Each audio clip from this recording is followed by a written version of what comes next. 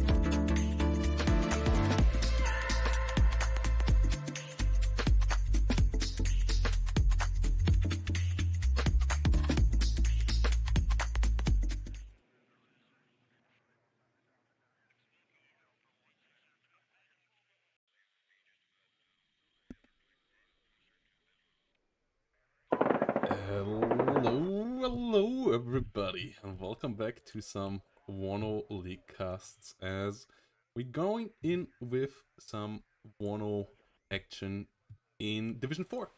As these are some fresh players, we haven't seen them play before, and I'm really hyped to see how good they actually are and what their first couple of games gonna look like. We have on the right side the Beast, on the left side the Helen. Let's have a quick look into the bracket here. So yeah, they are Group D. They have Allmad and Jacob in their group. Jacob for sure a lot of practice. Helen has contacted me a lot lately as well, practicing there as well. The Beast and Allmad I'm having not that much info about. Allmad I know also really active in chat lately, so I think they are all practicing a lot. Real looking forward to that. Yeah, also guys, we now have a matcherino page. On YouTube you can find it in the description down below. On Twitch in the chat right now. We once more have free codes to claim. And yeah, already thanks to Jasp and Mandosh, going up there a bit in price pool as well. Yeah, and then the other thing that I want to have a shout out to is Fantasy League. A good couple of people already picked their fantasy players. There you can pick your people together that you think will perform the best or that you like the most. That's how I went. No, I mix it a bit. Players that I really am a fan of, and then Neff, I think, is one of the best dark horses there. You have 350 points that you can spend on your fantasy team, fantasy league team. There will be a prize in the end for the best fantasy player as well. The prices of the players are set up over here. And then you just DM me your picks, and I will set you in here as well. And yeah, as you can see, we already have a couple of players in here. The sign-up ends on Saturday, so get me your team soon, before we know too many of the results. So yeah, please give me your teams somewhat soon. But yeah, you can find all the informations down in the description below as well, and in the chat right now. And yeah, DM me on Discord with your team. So yep, let's have a look into the action itself. We have 8 viewers here on the left side, with a good couple of mech rifles coming around already. And on the right side, we have the Beast with 5th Blinde. So, 2 pretty strong mid-game divisions especially. Not a lot of forward deployment on either side. You have obviously the MX-10 RCs, which are strong in shooting down enemy rushes if they try to go too deep, and flank nicely as well, but they're not directly heavily pushing forward deploy unit. And then on the other side, no real forward deploy infantry either, but you have high quality stuff like the Rangers, which are already coming in here, in Black Hawks, I guess. Yeah, bound to try to capture X-Ray here in the middle. A really important point on this map on Mount River Duelist. But on the right side here, we have an AX-30 BC with some Sapers coming around as well. North, we have an MX-30 B2 Prentice. CV here as well, so double CV capturing will go on here for sure. On the other side, 2 CVs as well. One for the northern zone and one for stuff in the south. What is the tank that we got here? Is it an M60? So, a bit outclassed, but not by much by the MX-30s on the other side. Good range, good accuracy. 15 penetration. More frontal armor actually than the other side, so only really outclassed actually in the penetration by the B2s here. And then yeah, Bradley with a pretty scary ATGM all around, which can be quite good as well. And then yeah, the Rangers going to fly around here, trying to go for the center. Scout trying to come up here as well. Up north we have a Brennis, we have a P4 PC, a couple of VABs going around as well, and there we go. Action coming up. Really little recon forward deployment here by the Beast. We actually have an Alouette with infantry inside. Interesting. We don't see these too often. There was a time when the transport Alouette actually had better optics. I think that would be a cool thing, like especially as it has this radio set and so on. It looks like a scout helicopter. Like having a mix of a transport and scout helicopter would be kind of cool for that division. It's not the case there though. Mirages and F-16s fighting. The Alouette gets shut down. The remains landing in the little pond there, or little lake.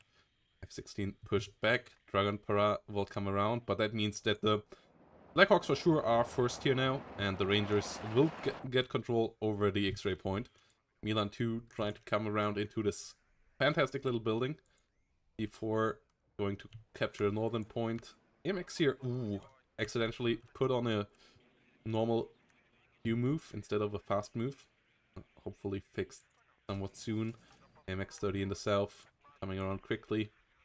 Cooper Anti-Char and Mistrals coming up as well. Milan not going all the way up front. A bit scared because there's no real infantry support here either. No recon. A bit of a weak opener here by the Beast. And whilst up north we have an ACAF MY13 being pushed back by the 50 cults on the VABs. But as soon as it can use its recallers rifle, the VABs might be in danger. Dragon Para here though, pushing quite deeply and quite a few voltages, and the Trooper Anti-Char are pretty scary for any kind of vehicle.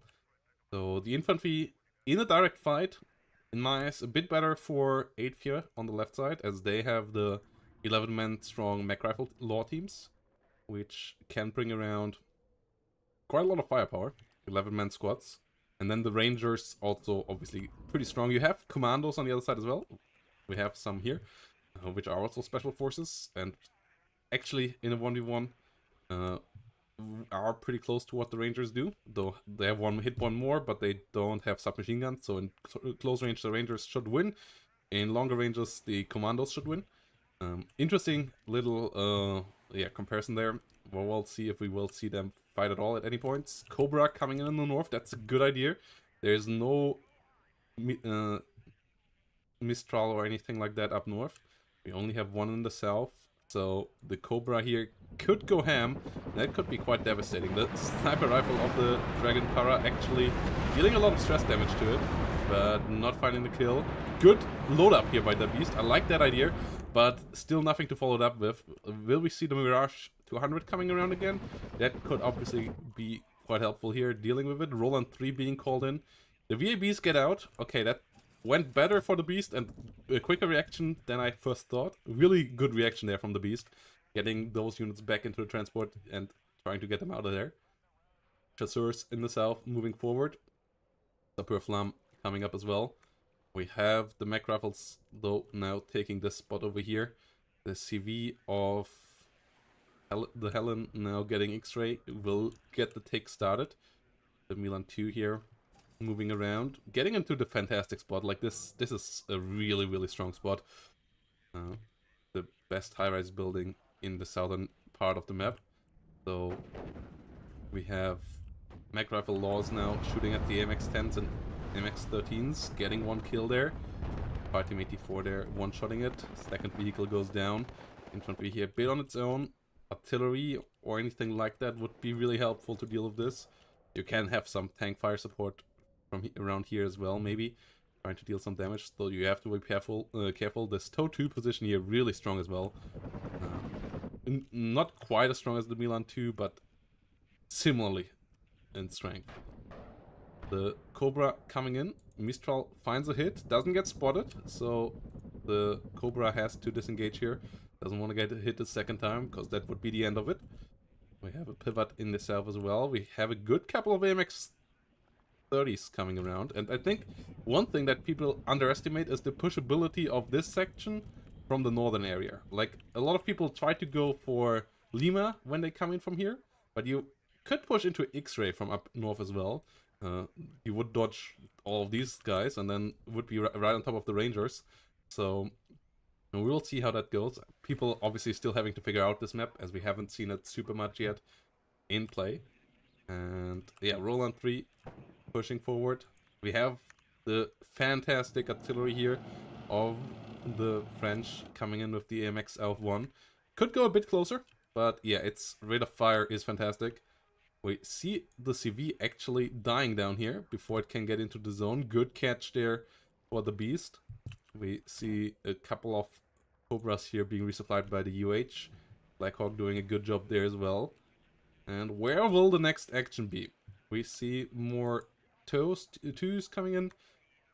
The Blackhawks being brought back, but not being sold. I guess a misclick here by the Helen. Because, yeah, you want to get those points back into action. 60 points each. That's a good couple of points there that actually aren't used at the moment. Could be an infantry squad or two that you can buy with that.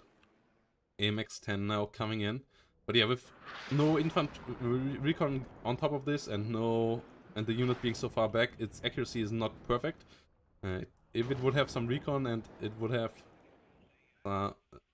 been a bit closer, it would have sniped these units instantly in the building. Get one kill still. Really shows you how scary this thing is. Even on this range, even without accurate shot, it's still a menace.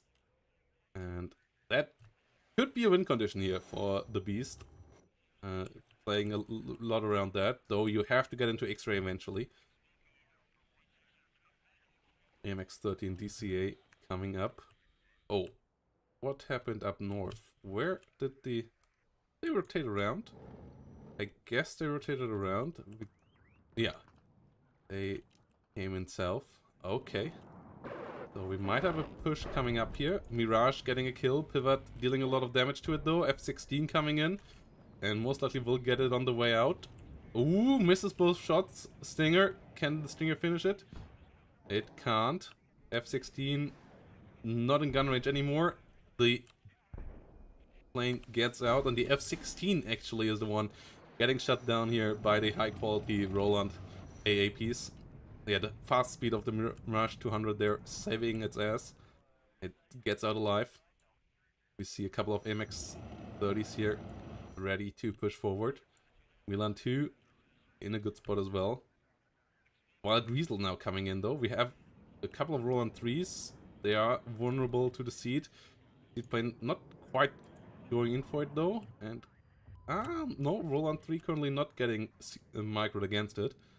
So the seedplane, if it would commit to it, could find the kills here. First missile going out, finding a kill. Now the Rolands are turned off. They should be turned on now again. Trying to hit the Wild Weasel on the way out. The second one did wait a bit too long there to fire. And the Wild Weasel will get out after getting one kill. Decent job done there. Will be out for repair for a good while though. As we have the Abrams coming in the south. +2 now here for the Helen. MX out of 1, not firing as much as I would like it to do. It could fire a bit more here around on enemy units. Recon also a bit weak here for the Beast. Couple more high quality recon units for sure wouldn't hurt. With Dragon Para not being brought in again. We see a good amount of tanks here, but MX-30s are so vulnerable to any kind of ATGMs. Even the Brennus here only coming in with 9 frontal armor. And 11 hit points at least, but against TOW2s that melts quite quickly as well. Whilst we see mech rifles here around as well. Bradley slowly rolling forward. And yeah, thanks for the hydration there, Stahlbrecher.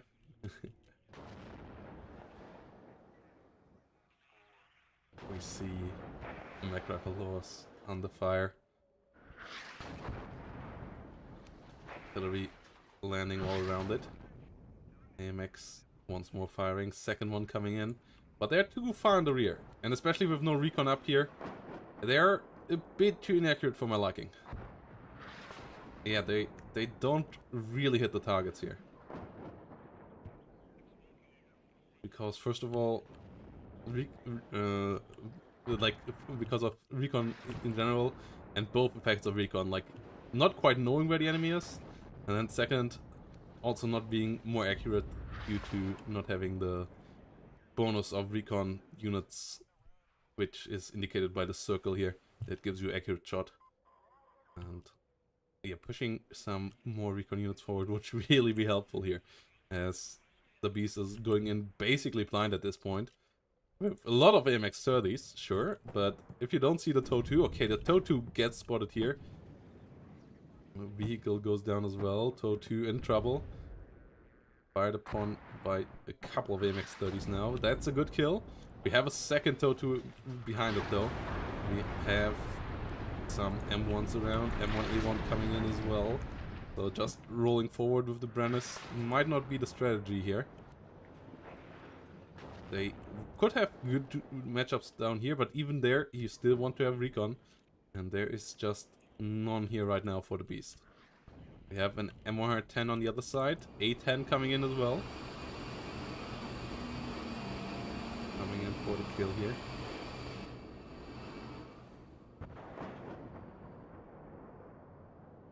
Bradley firing an ATGM, trying to hit the Brennus. Brennus getting some kill here. Coming in. Ooh, A10 flying into a roll on fire.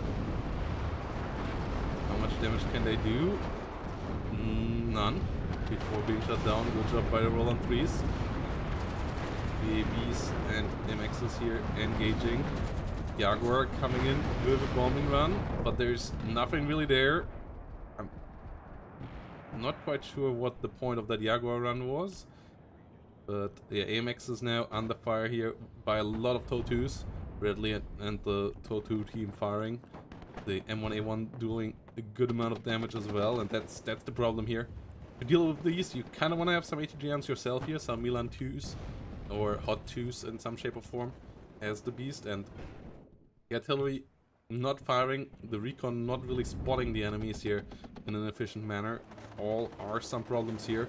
Infantry pushes in nicely, but there's enough firepower here most likely to push these units back. Chasseur hitting pretty strong onto the M1 Abrams, routing it even there. AMX-30s now pushing a bit in the south as well, and they are pretty decent at dealing soft damage here. Ooh, this Brennus was lucky there. Bradley might make it run out of luck though, as there we go. Yeah, Brennus goes down. These units not really being spotted. Recon there really lackluster. Everything else I quite like on the Beast side, though the Helen here playing a pretty good defensive gameplay as well. Roland 3 going down to the seat, as EA here gets a bit weaker. Good usage of the Cobra, another one in the north. The rest here completely silent, no action there. The fight is down here. I think the Beast could break through here with better play with the MX-30s, but not knowing what the enemy has, always a problem. AMX F1 in the rear could come around with some good artillery hits here potentially as well. But yeah, underutilized here so far. Underutilized. You see more mortars being brought up. Still no recon though. And yes, recon might not be as strong as some people, including me, would like it to be, but you still absolutely need it. You still absolutely need it. MR10 on the other side, not really used much either. The recon play here on the side of the Helen a bit lackluster as well. One or two more infantry recons here in the south could be quite helpful. Though at least the Bradley and the scout squad here both in pretty good spots, so that you see a bit extra. Bradley down here in a good spot as well. OH scout coming around now. Might get into a nice spot too. Whilst we see mortar fire here towards the mech rifles. Seed plane coming in once more. Trying to find the Roland 3s again. More Rolands and MX-13s coming in. We see Milan 2s, more MX-30s as well. But the MX-30 death ball, that is quite scary, is not happening here. Maybe not the best map for that when it comes to that super fast moving MX-30 ball either, because you don't have that much open space here, or space in general, to really maneuver around, especially with this party of the map not really allowing for any ground movement. Mech rifle dragons under fire. Well, we have more reinforcements here coming in on both sides. Some more M60s. The Blackhawks still not being sold there in the rear. We see some aggressive action in the north as the Helen checked out where the enemy units might be with an M113. Sees that there's nothing there to stop and contest that unit. There are a couple of units further up north here, but it's all infantry. If you can find them and shoot them up from afar, the position in the north for the Beast could be in trouble. Meanwhile, south, TOW2 and Bradley still holding the line. Another MX-30 bites the dust. Helicopters at least get shot down by the Roland, but the MX-30s here really an endangered species. Another one gets blown up by a TOW2. TOW2's really so strong in this matchup. So scary, as they just one-shot your AMXs. And that's a big problem. M110 now coming in with some hits towards the AA units over there. Roland actually already went down though. Milan 2 now on the other side. Well, it's the off ones finally firing again from back here. Trying to get some kills onto the Bradley and to the TOW2. +2 for the Helen, still going strong. MX trying to get in here. A lot of ATGMs flying once more. Grenadier Voltigeurs going down. Bradley under fire. 20 voltage years going down. MX-30B2 gets the capture at least, but a really bloody push here for the beast. As you can see, like the list was only red units dying there for the last 2 minutes. MX-30 adds to that, but the blue units all still alive, so a counter push here becomes more and more likely. In the south, we finally got some Milan 2s here coming around, VAB Milan as well, but the beast just not finding the enemy units in time, and once the MX-30 gets engaged, it's often already over for it. In the north, the range advantage here of the M60 and the MR13 ACAF making it quite painful for the beast as well. Infantry units here not really able to hold that on their own, and we even have an MR13 here rolling into the complete rear. Will now open up fire here against the ALF 1. The ALF 1 might win with its 50 cal as it has 3 frontal armor versus 1. Yeah, the ALF 1 should win this fight. More units coming around with their 50 cals as well. It's MR13 here actually quite lucky with its hits though, but gets routed now. So the MX now really stressed out. That would have been a painful loss to that MR13. Artillery still flying, artillery still doing damage, but the MX-30's all dead.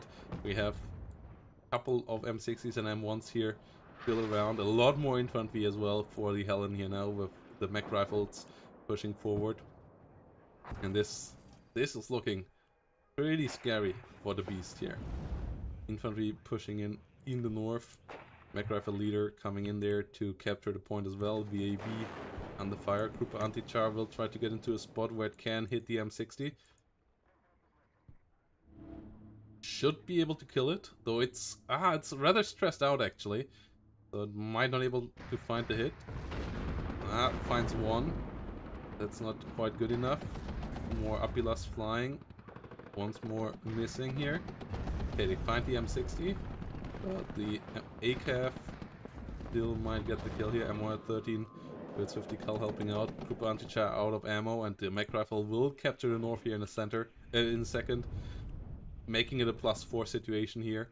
And I just don't see how the beast can come back at this point. Yeah, the French division, not a super easy one to play.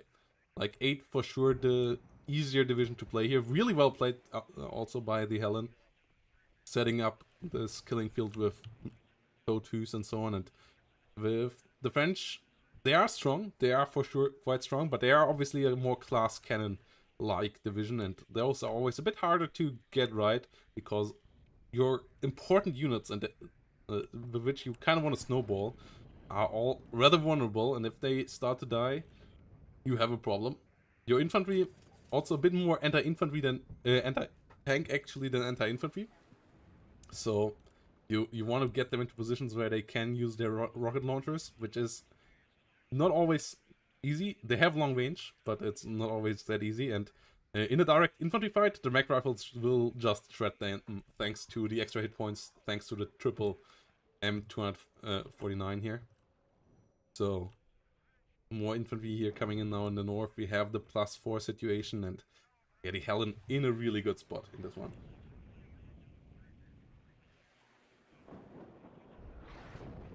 MX-30B2 pushing up. More units coming in. Speed trying to hit the Roland. Actually might go down there. Yes. The MX-13 is here in a good spot. Cobra gets the kill there. Yeah, only an MX-30 on its own in the north, and this game is starting to close out here. Really good game by the Helen. The RM2000s trying to move forward as well. Wild Weasel moving around. Once more trying to deal with the Rolands. It's a bit harder to micro than other seed missiles because the Shrikes have such low range. But it has 5 of them on the other hand. So can shut down enemy AA defenses for quite a while, because the enemy can't just react after the first one. And here we go. GGVP. The Helen winning map number 1. And yeah, rightfully so. Good game there. I really liked what the Beast was doing there in the south. I just missed the constant MX out of one fire, and I missed the recon. Like those two things, and then the Beast could have actually played it. Was understandably not able to move around a lot with the MX-30s there because they didn't know where the enemy was, and when they tried it, they were punished. So it's understandable that they didn't roam around more, but that's why you need the recon, so that your units can roam around. And you have the MX-10 RC, you have your Dragon Para, so you have good options there for recon. Just gotta use it. With that said, let's go into a short break, and then we're gonna be back with game number 2 here.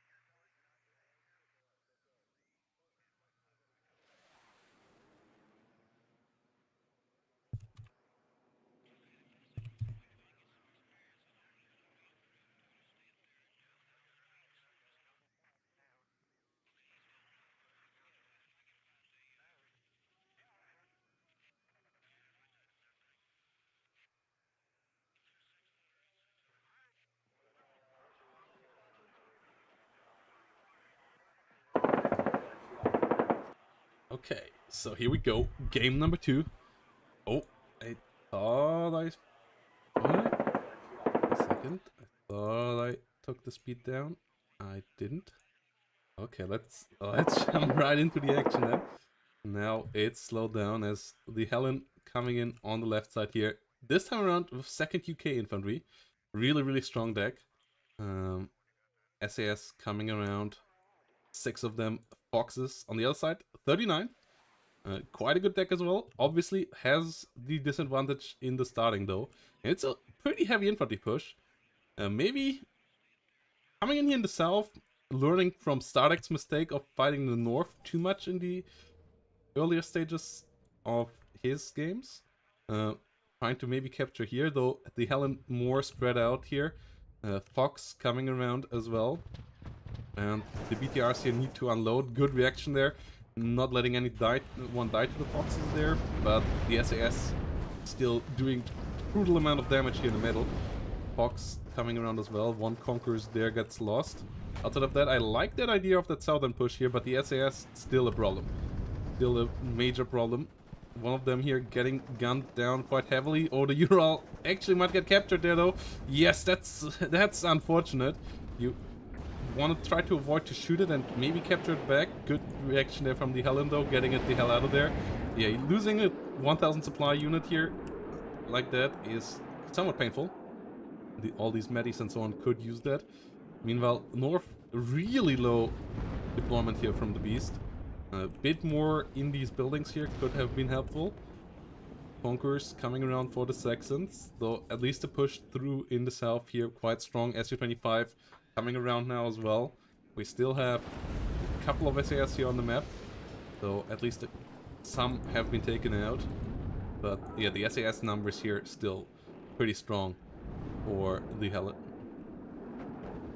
SAS coming in with a missile. Conquerors flying up north. Beast could capture the southern zone here. Whilst Redgas and Foxes pushing forward, reinforcing into this area would be quite strong. And we see another Su-25, but with all the SAS around, there's enough stingers to take you down. Ooh, the Saxons actually being loaded in. Some hits against the Foxes here could be brutal. SAS not able to fire right now. One still getting a hit though, so the Su-25 should get out of here for now. And that's the problem when you play against the British. You can't really deal with them with helicopters or air. They have pretty strong air themselves. And yeah, you have to find another way. Their Foxes also can deal with infantry quite nicely. The SAS beat most infantry in 1v1 as well. So you kind of have to go, if you're a bit later than they are, with your forward deployment with fire support. Artillery or vehicles, and that's not always easy to set up. MiG-23 here gets the kill into the Phantom, goes down afterwards itself though. But yeah, the Beast will have to play it slow. Hopefully can get in here before the Helen pushes through. That would be a good capture there. RKHM going for the southern point here for the capture. We have a FOB on the battlefield, so lots of artillery possibly here for the Beast. Could really work quite nicely if you get enough MLRS out. But obviously for now, holding the line is the most important part here. And the south looks good. I like that idea here from the Beast. Going for TADBVs now up north and then potentially coming back there later. Motostrucky Medis really have to be careful there. They're the only unit up north right now, so you don't want to lose them there. Well, it's Challengers and Saxons come up here on the left side. Good couple of warriors rolling in as well. Milan 2 coming up. L1 6 1 to 1 rolling towards the front line as well. Conquerors here in good spots. Ural trying to resupply the coop here. The ADBVs coming in up north. The ADB right behind it. With a bit more AA, then you can really say this is somewhat solid. And then you can start bringing in artillery, potentially. Recon, yeah, I like that. We had a lack of that last game from the Beast. This time around it's solid. One more recon unit in the south would be nice. One unit in here potentially as well. Can't be everywhere at once though. So yeah, we're gonna see what the priorities they're gonna be. The Red guy, I like it in the north. Maybe even a bit too much recon and too little other stuff this time around, as we saw some single Red guys here and just being overrun. But this one here is really good. That Red guy can do a lot from over here, helping out, spotting enemy targets for artillery, plus also giving accurate shot from the sideline here. And chance of itself being spotted is usually rather low, though this Challenger might just roll over it. Yeah, more TADBVs coming in. They win a 1v1 against the Charlie 2. Like the Mark 2s here. The TADBVs should win 1v1, but there are obviously more units here for the Helen as well. The double 155mm artillery here now on the battlefield for the Helen. Artillery trying to get on target here in the south. Trying to hit the Motostrelkis and the Motostrelki Medis. The more Chvedka being unloaded here in the rear. Could get some nice line of sight. Coop coming up to get a nice setup here in the rear. Yes, supply still not being used here though. What will the next battle be? Seems like the Helen setting up for a push in the north, but TADBVs for sure could stop them. Double Motostrelki Medis here. Nice units as well. I like a helicopter as well. I'm not sure if the Mi-8 MT is the absolute best idea there, but like a Hind I think would have been a bit better. Good usage of the artillery though. Getting rid of at least one infantry unit already. Weakening the southern position here. Making it pushable eventually. Warrior Milan getting snapped here by the Motostrelki in the north. Strelki not being spotted while it's doing so. BTR versus Saxon. The BTRs would win. Saxon only has a 7mm. The BTRs have 14.5 KPVTs, which can kill off a Saxon. Other way around, the 7mm is not able to penetrate the BTR's armor. More Motostrelkis coming in for the north. Still no artillery. And relatively vulnerable over here as well. The Milan 2 here is in a nasty spot. You will have to reroute all your reinforcements south here to avoid that. But artillery obviously could deal with this quite nicely. Artillery could be pretty strong up here as well. Ooh, Warrior. Can the Red Guys find the kill? Ah, they miss the second RPG shot. Armored Rifle going around, killing off the Red now. Red not able to get on target. Unfortunate there. Being found and being killed. Artillery coming in now for the Motostrelki in the north. And yep, the artillery being on the side of the Helen for now. And 175mm M107 coming in as well. We don't see these too often. Because they're not quite as heavy hitting as an M110. But they have the same low rate of fire. And that's the issue there. If they would have the 155mm rate of fire, they would be quite strong.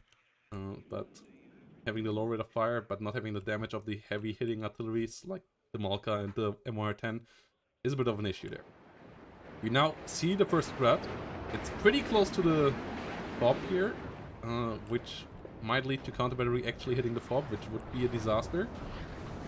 TADBV gets found here. Coops, can they find a kill onto the Jaguar? Not so far.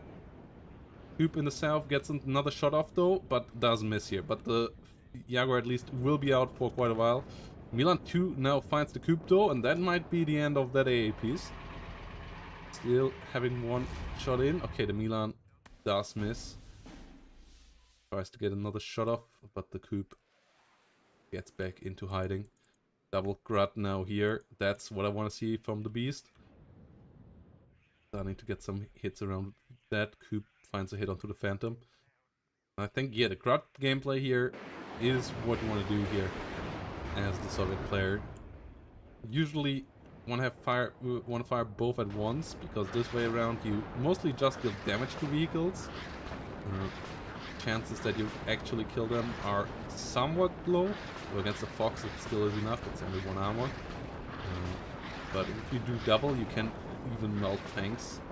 Yeah, the Warrior might go down as well. But yeah, barely survives. And the counter artillery actually finds one of the Gruts immediately. Or no, wait, did it move? Haha, it actually moved. It is the one over here. I thought for a second the explosion there was too big, but it nearly finds the fob. Ooh, yeah, you can't allow the fob to die. That's why the first salvo there was really, really risky and a mistake for sure. Coop trying to rotate around further north will be spotted by the Milan, but the Milan right there, also moving. Coop sees the issue now, starts to disengage. South still secure here for the Beast. KDBV's not able to spot Challenger here though, or not able to engage at least. Challenger in the north though, that one is on the fire now. And yeah, trading Motostrelki for Challenger would be good. KDBVs might now want to push further forward to get into gun range, instead of just hitting the enemy here with some ATGMs. The ATGMs will take a good while to get the kill here onto a Challenger. Infantry here being completely out in the open. The Challenger now smoking off. KDBs pushing further. Artillery on this position right now together with this would be so good. The Grud's not reloaded though. SU-25 trying to fly forward now. But there's too much AA here with the SAS. There is a Jaguar cluster in a dangerous spot as well. KDBV's nearly getting sideshot there. Get the kill onto the Challenger leader though. Now engaging the SAS, not engaging the Challenger actually. Do they not have vision? Well, it doesn't matter if they have vision or not. The Jaguar gets the kill onto both of them. And that's a pretty painful loss there for sure for the Beast. The push in the north is dead. The Motostrelki over the open didn't work. The Grud's not coming in at the same time as this push. A big mistake here by the Beast. The Grud's now starting to fire, but they will have a tough time finishing this off on their own now. And yeah, that really allows the Helen now to counter push. Tanks are dead. CV already on the way here, as we have a good couple of airmobiles coming in as well. Quick counter reaction here, a good counter reaction from the Helen, and we have the Beast here in a lot of trouble now in the north. Like, I like the idea with the Gruds. I think they were the right choice, but you needed a couple more salvos there of them really doing damage before you push in like that. The infantry in the open just being annihilated here really was painful, and then yeah, the AA not quite able to protect the TADBVs, both of them going down to the same cluster, was just the nail in the coffin here. And the Warriors pushing forward, armored rifles coming in as well. And this is looking pretty disastrous here now for the Beast. We have two TADBVs at least coming up. They might be able to prolong it here a bit, though with the Fito around, with the airmobiles in Lynx rockets really rushing in here. It might not be for so long. The Cube with some hits could change it a bit. It does miss for now though. And the rockets actually coming in. One of the Lynxes at least goes down. The other one able to land just beforehand though. TADBV is being stunned down here by the rockets. They don't take much damage from the Lynx's small rockets, but they do stress them out nicely. And the CV here now captures the zone. MiG-23 in danger as well. SU-25 throwing the cluster onto the Challenger, but will go down in response. Gets the kill there at least. Coop out of ammo. MiG-23 goes down as well. And the Helen should be able to get the +4 here in a second, and that's really tough to come back from here, as there's no aggressive party in the south. The TADBV is quite stuck in the north, and yeah, second UK once more showing its prowess here, showing why all the top level players have it in their repertoire at the moment as well, like why Pro Commute played it so often in the Super Tournament.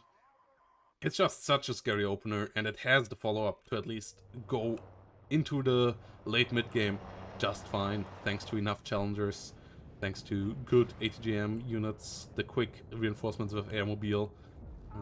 All that really makes the second UK a scary deck, and then on top of that, good cluster bombers, good HE bombers. A decent fighter, the Phantom, nowadays. Make it pretty scary. The Jaguar there, really lucky. That missile came close, but it makes it out alive. And the TADBVs both being pushed back here. Milan most likely gonna find one of them. Woo! Barely getting out of there. The Fito nearly out of ammo here, so will do a lot of damage to anything it hits. Having some ECM as well. Somewhat hard to kill helicopter for being a Lynx. Pretty cost efficient nowadays as well for 100 points. A nice little helicopter for sure. With the top attack missile, the only top attack missile so far in the game, the only one that we most likely will get until Sweden enters the fray. SU-25 killing the warrior. Being attacked now. SU-25 really struggling. Coop goes down to the artillery. Rat's trying to come around on the other side, not finding anything yet though. And yeah, the +4 here continues to take. ADBV trying to roll upwards. See more of these Vito helicopters, and yeah, second UK who does win another time. GGVP, the Helen taking it 2-2-0 in this one. 3,000 kills to 2,100. The Beast once more with a decent holdout here. I like the opener. I like the idea with the Gruts. Just that counter push coming in a bit too early. Like the game was on lockdown. Yeah, the Helen got a couple of points early on, but not that many actually. And actually, it might have been the Beast with. Yeah, but no, they didn't have any ticks here. But yeah, it was not really that many points. There was no necessity for that TADBV push without the Grat fire, and that really threw the game away a bit. That would have come in as a consolidated push with artillery hitting the challenger position hard, stunning them down, and then the TADBVs just rolling over them because stunned down challengers are super slow, so your TADs will run them down easily. Maybe a couple of BMP2s mixed in there as well. That push in the north could have been really scary.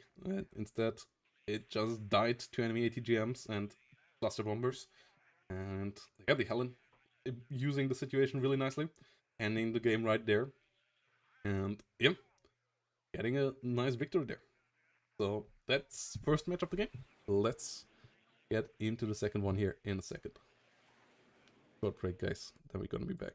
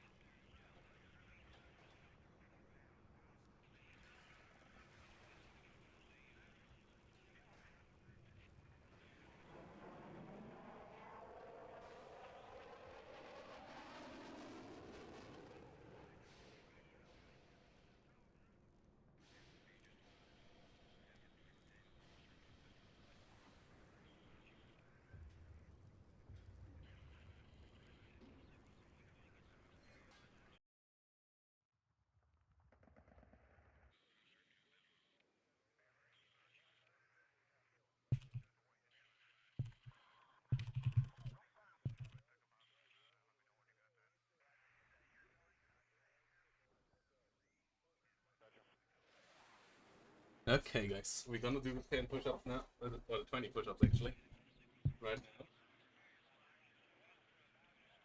So thanks versus bottom feeder.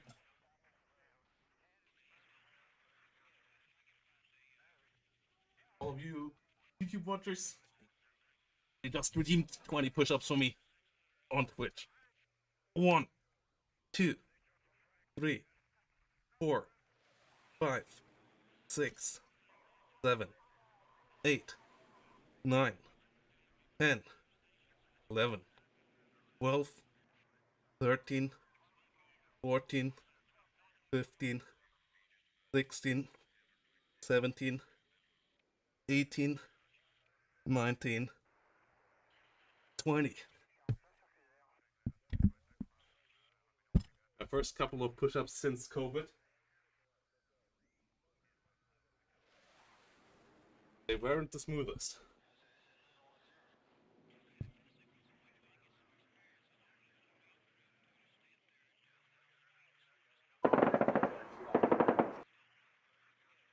So yeah, Birthex versus Bottom Feeder. Division 1 matchup here. Group D. Both of these players really long-time members now. And playing in the Far East group here. The other two members in this one being Dark Neutron and being Yukipaw. So winning this matchup here is kind of necessary to get to the playoffs, because the other two opponents in this group, I would say, are the favorites. So if you want to have a chance there, you kind of want to have a win here, because then a draw against the other two opponents might be enough to get through. But it's not going to be easy. It's not going to be easy here either. Two strong players for sure as well. Birthex coming around with 4 of Motschützen. Bottom feeder with 35th Air Assault. So yeah, it's going to be an interesting forward deploy matchup as well, with a couple of Mi-24 DAA here on the side of Birthex on the left side here, and bottom feeder with a lot of forward deploy with BMD2s and so on. And yeah, if you guys want to support these guys, you can do so via matcherino and help out the prize pool of the tournament. The claim code button can be used completely for free, and matcherino will add 25 cents for the price to the prize pool for every contribute button here used. And then also, if you are really a fan of some of these players and you feel like you want to have an extra reason to cheer for them, the Fantasy League is up as well. Yeah, just pick your players. You have 350 points. The price of each player is named here. You have to at least pick 5.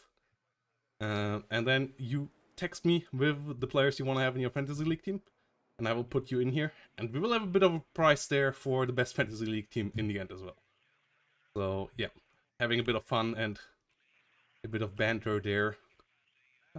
Giving some players maybe a bit of extra pressure because they're picked so often, or a bit of extra motivation to perform because they have so many fans. Yeah, MI24K here, coming around on the rear. And I'm also sorry for all the players that I picked for my Fantasy League team. Because yeah, I know I'm usually a bad omen. At least the last couple of seasons in Steel Division Fantasy League didn't go so well for me and for the players I picked. Hopefully this changes this time around. We have some Dejant Medis here up front. Dejant Nikki in BMD2s. The airborne ATGM. Strong autocannon, good ATGM. Low frontal armor, and also no smoke. Like, it's pretty affordable though. And yeah, it's a nice little vehicle for sure to have, as you don't have any real tanks, so the BMDs are really what you need in that division to at least have some armored fire support and some mobile ATGMs and AT power with that. Well, it's the Birthex here. Really low on units so far on the front line. And let me double check. Yeah, I paused it by accident.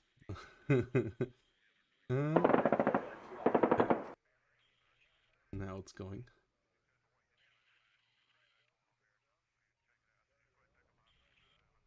How this all goes around.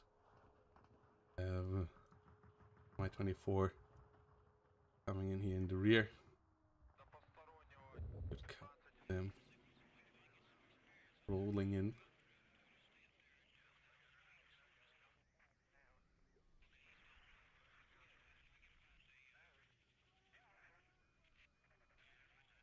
There's on the outside. Snipe Perry coming in.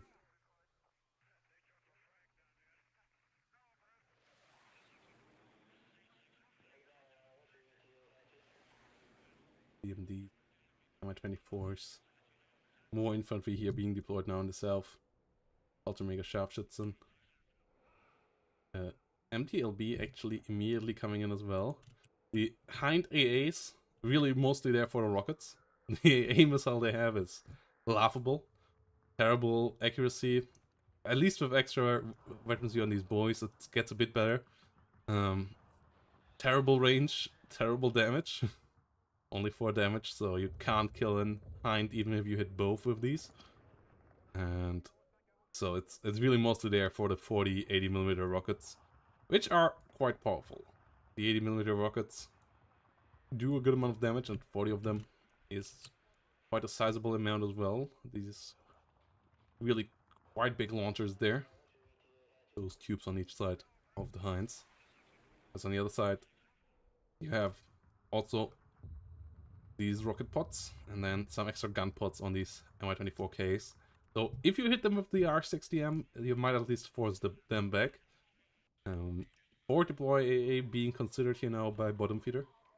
Being disregarded now once more though. That's on the other side. Really, it's a lot of forward deploy stuff coming around for Berthex here. Both sides not having any real units.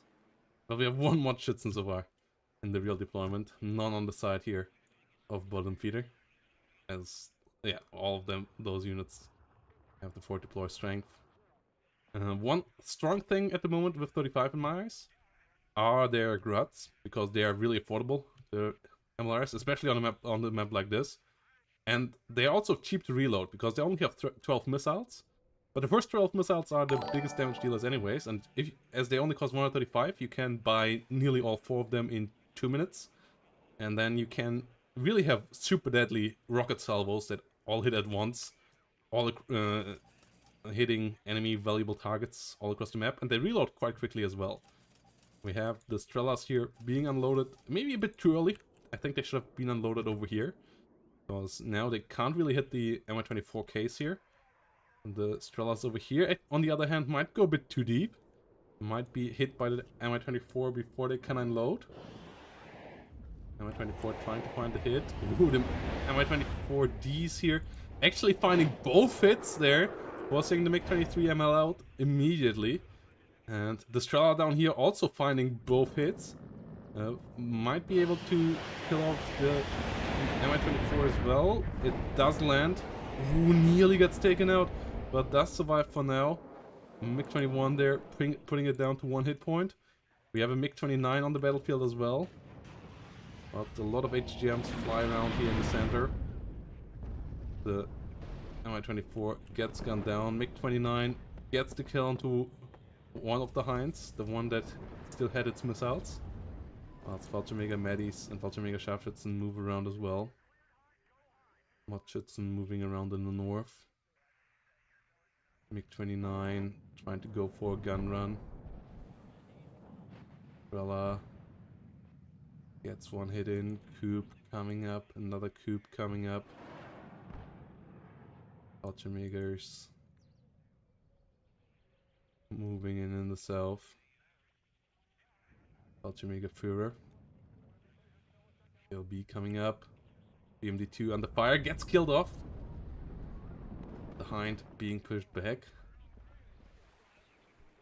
Who will get into the center? Fallschirmjägers fighting the Dejaniki there. Long range, the Fallschirmjägers in a decent spot there, though 3 PKMs here. But other Dejaniki not involved right now. Fallschirmjäger. Oh, the SMG also has 3, so yeah, the helicopter obviously could help out big time. If they get some good shot on target. The Strelas trying to push it back. Don't get the hits yet though. So yeah, the Mi-24 there actually allowing Jajaniki to push forward. MiG-27 HE coming in to try to find a kill here completely. The Strelas not able to find the hit there. Double Coop though does find the double hit, and the MiG-27 immediately goes down into the river. MiG-21 here now on the hunt as well. Not much AA here on the side of bottom feeder. More reliant on fighters. We have some Iglas now coming up. The Mi-24 for now surviving as well. Good hit once more by the ATGM over here though. One of the Igla teams immediately going down. MiG-29 on the hunt against the good bit older MiG-21 here. Out of long-range missiles. And we have another MiG-21 coming in here, trying to hold off the MiG-29. Estrelas trying to find the hit. MiG-21 AA here. Might get the kill with the guns. It doesn't quite get on target. The MiG-29 making out with a slither of health there. +1 situation right now for Berthex, as Berthex already has the north captured. And the northern point of bottom feeder so far still open. BMD2 coming around here now. We have a couple of cubes rolling in forward in the rear as well. Ultramega Führer versus the Jajaniki Medis. Ultramega Scharfwitze are coming up as well. BMP1, BT-76 all rolling forward. Mi-24D coming around as well. More tanks rolling in. Having some tanks here, really a strength of the 4th, as it has T-55s versus no tanks whatsoever on the side of bottom feeder. Only having those BMD-2s. Ooh, another Fagot ATGM getting a hit there. That's not at least unloading just in time beforehand though. So only a 20-point transport being lost there in the end. The Mi-24K there, to me, still in need of repair. As there are no supply trucks so far on the battlefield here for bottom feeder. But we have a good amount of firepower here in the south now. Double SPG-9. Good amount of infantry as well. Berthex potentially here able to push through. And threatening the center here to some extent as well still. So bottom feeder has a bit more stuff here, but the Fallschirmjägers for sure nothing you should underestimate. BMP1 under fire in the north. BMP2, BMD2 here versus BT-76 gets the kill there after getting the bailout onto it with the autocannon. And that should allow bottom feeder here to get the capture into the middle. The only issue really here is the Fagot ATGM. Still no artillery on either side. There we see the first D20. No rocket launches here out of bottom feeder so far though. Bringing in more and more infantry instead. Whilst down south more Strelas come around. T-55A trying to get into a good position as well. Watchitson holding the rear in the front line in the north. On the other side, Jajaniki Medis coming around. Should be able to find the BMP-1 here. Just loses south side there. Or it can find the target. Belojor coming around again.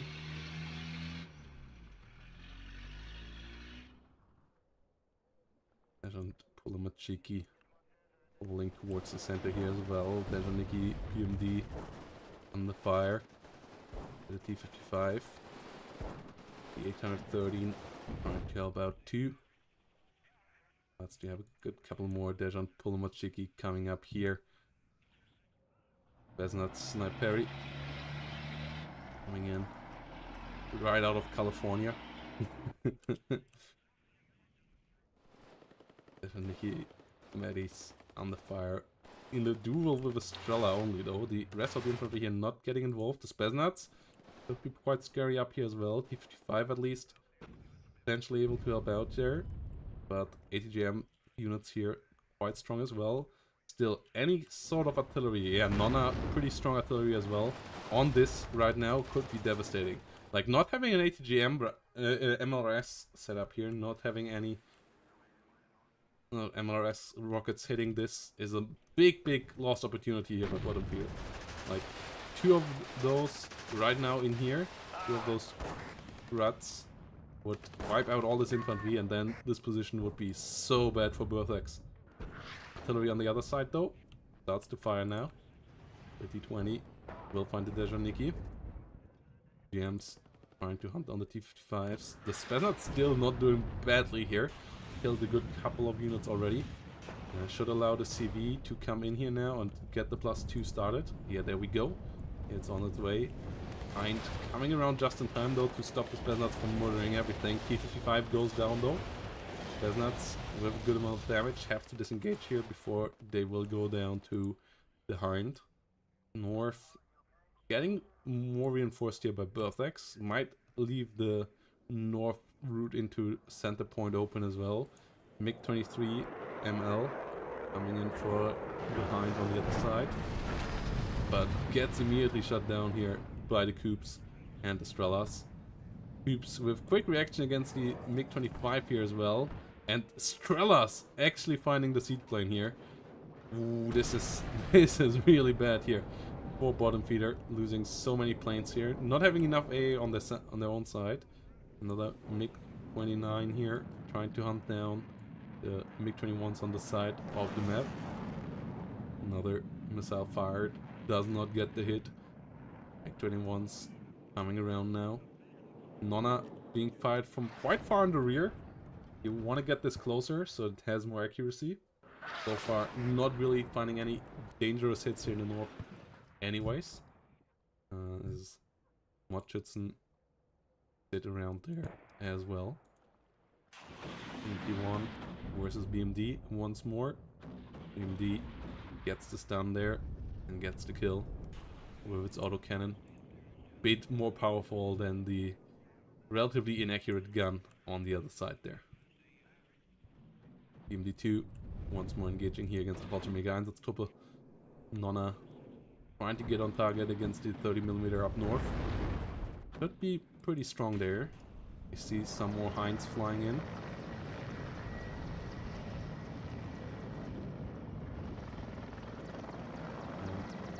trying to find some targets. Artillery coming in nicely as well. Ooh. Damaged here now. Yeah, the Nonnas need to get a bit closer. They're really scary, but on this range they're still a bit too inaccurate to constantly hit. Pushing this strong Hind back immediately. The amount of Strelas here for Berthex quite nice. Bottom feeder now up on the +2 though. Overtook Berthex in points. And is slowly starting to build up an advantage here in points. So the amount of T-55s coming in up north here, somewhat scary. First of them get side-shotted by the Maddies. That's a good start there for bottom feeder. Another ATGM hunting down the T-55s. Finds the kill onto the damaged one. As ATGM coming in from the other side already as well. BMD-2 there trying to find a hit with the Conkers. So the T-55s there need to be careful. Another unit dying to the Maddies up north. Whilst we have another couple of Hinds here set up on both sides. One being hunted down by the MiG-21s. Iglas there, not able to find the kill. We have a MiG-29 in the sky. Should be focused onto the damaged one. Shouldn't dive too deep though. Currently, yeah, okay, now being microed back. You don't want to engage the Coups here right now. That's more Nonnas enter the battlefield. Artillery actually coming in as counter artillery. It's not its strength. Arm 70 on the other hand. That's what I wanted to see from bottom feeder earlier. It's coming in from Berthex instead, and that Arm 70 hit could be pretty strong. It's slightly off actually. Bottom feeder moved out of the area just a bit before, so it won't be quite as good. Units still being stunned and pushed back though. As another Arm 70 enters the fight. BMP-1s here, staying out of Maddie's range. Coming in through the lake. Artillery counter-batterying the Arm 70. Ooh, getting a good first hit there. But quick reaction there from Burflex. So before the second shell can land, the Arm 70 gets out of the range. Gets out of there. Eagla is not able to kill off the Hinds, so the Motorstrelke Medis does fall. We have another Fagot ATGM here rolling in the south. Gets the kill onto a BMD2. Conquers here.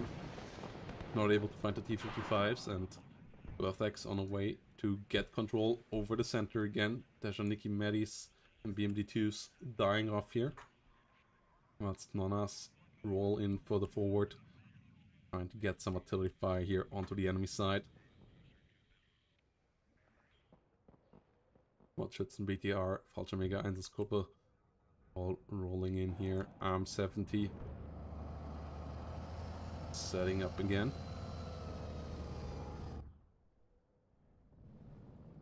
Actually hitting a completely empty part of the map. Okay, both sides kind of struggling with their recon knowledge here. Like, hitting the forest one more time would be a lot stronger there. Well, Nonas coming in from the other side. MiG-21 this time around goes down. Hind once more does barely survive. Will need to get resupplied though in the rear.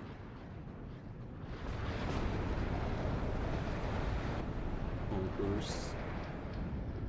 Finds the kill against the T-55. Only loss lately on bottom side, bottom feeder side is on Tejaniki, but holds the line quite nicely so far. The Arm 70s not really getting the damage that Burflex hoped to get out of them yet. And a good couple of T-55s here in the north already taken out. BMD1s now pushing into BMD2s. The 813 getting a kill onto a supply truck here as well, and that one wasn't quite empty yet. We see Iglas defending against the Hinds as well. Can the Dejanikis here hold the line? The +2 for sure, really nice for bottom feeder here right now. Already a decent advantage now. Still 24 minutes to play though, so Burflex has a lot of time. Just needs to be careful here to not lose too many units at once as a Hind goes down, the T-55 goes down, gets a couple of kills on the other side as well, including 2 BTR robots. So a bit less ATGMs on the side of bottom feeder, but the situation here still not amazing for Burflex at the moment. Push being forced further in. We'll have a tough time though to break it. There we go, Arm 70s, those kind of shots is what we need, but it's still not perfectly on target either. Hinds coming around, MiG-27 trying to get a kill, a lot of A coming in from the other side. One Hind down, one MiG-21 bis goes down on the other side as well though. We see an Akula actually already coming in here now. Super scary unit, but if you can't protect it, also a super expensive unit. As the MiG-29s here now diving. The Iglas not finding the kill. The Hind goes down. MiG-21 gets hit by the gets a hit onto the MiG-29. MiG-29 desperately tries to get the kill there, finds it, but Coop fire will kill it off as well. So both sides losing a MiG-29 there. Iglas not able to find the Hind in the MiG-21s in disguise. It should go out. It stays around though. So the Iglas will find another shot, will find another kill.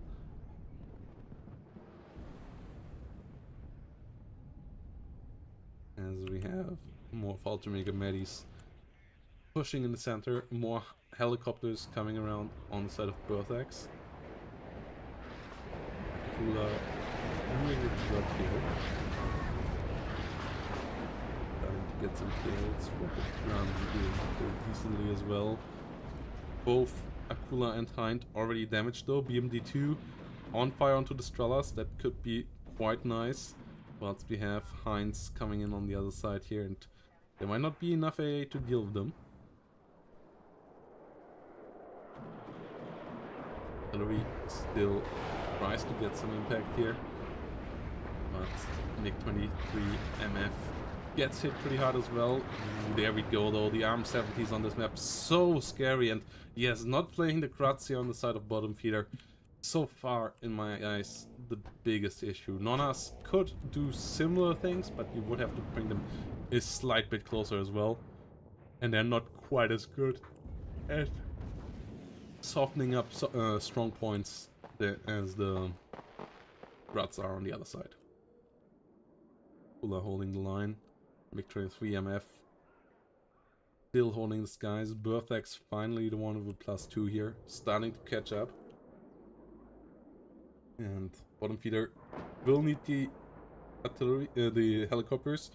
Needs to get them out alive for now, though, as the artillery lands on both of them. MiG-23 actually might be able to chase down the Akula, barely not. Gets shot down there by the AA. Akula barely surviving. Artillery trying to come in for the Fallschirmjäger Führer. Not able to find a kill there yet either, though. As we see more infantry here being brought into the center. Nonas trying to get some artillery onto target, but the strong ability of it really is being super accurate and short range, and that's not used super well. On the other side, artillery being tube artillery being used here once more as well. D20s coming around. The T-55s rolling around everywhere as well. Not doing so hot so far, but they've still forced some counterplay here out of bottom feeder, having to have decent AT around everywhere. Winterstrellas starting to get good hits here on the Hind in the north. Artillery not really finding them. Hind in the center gets hit by the Igla. Fallschirmjäger Medis under fire as well. As we see the Hind, the Mi-24K of bottom feeder bite the dust. North is still super chill, as per usual mostly on this map. 70s trying to load. With there not being a point directly in the middle, the north for sure not as valuable as the southern part of this map.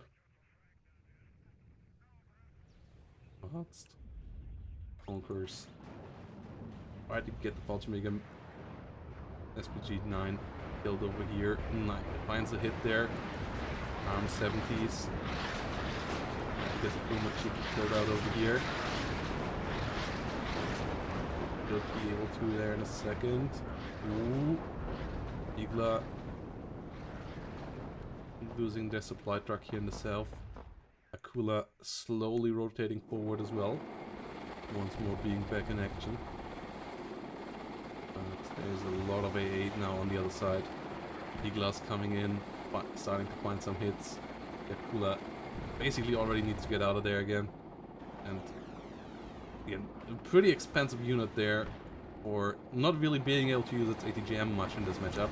Like, you pay a lot for the really strong Vickers ATGMs. And the only real targets potentially out there are T-55s. So it's not really worth it, especially as you pay a... Well, you one-shot those, but yeah, there are not that many T-55s here on the battlefield. So using those expensive tanks here might not really be worth it. And while the ARM-70s devastating rockets hits here, Spetsnaz going down, Dejan Pulimachiki pushing forward. Watschützen under fire by the artillery. Nonas trying to get the kill. Heinz rotating around here once more. Can the Iglas find the kill? Not so far. As we see more BMD-2 infantry being brought forward. More Dejaniki Medis coming in as well. And south still silent, but the ARM-70s really start to get in the kills. And that really shows you how strong MLRS are on this map. And how much of a mistake it is here by bottom feeder to not use theirs. ATGM coming in, finding the CV truck here. Blowing that up into smithereens. But we see the Nonas here trying to readjust, trying to get some shots onto the enemy as well. Heinz being flown over the water over here. MD2 Trying to move forward. 20. Return fire. ATGM finds a hit here.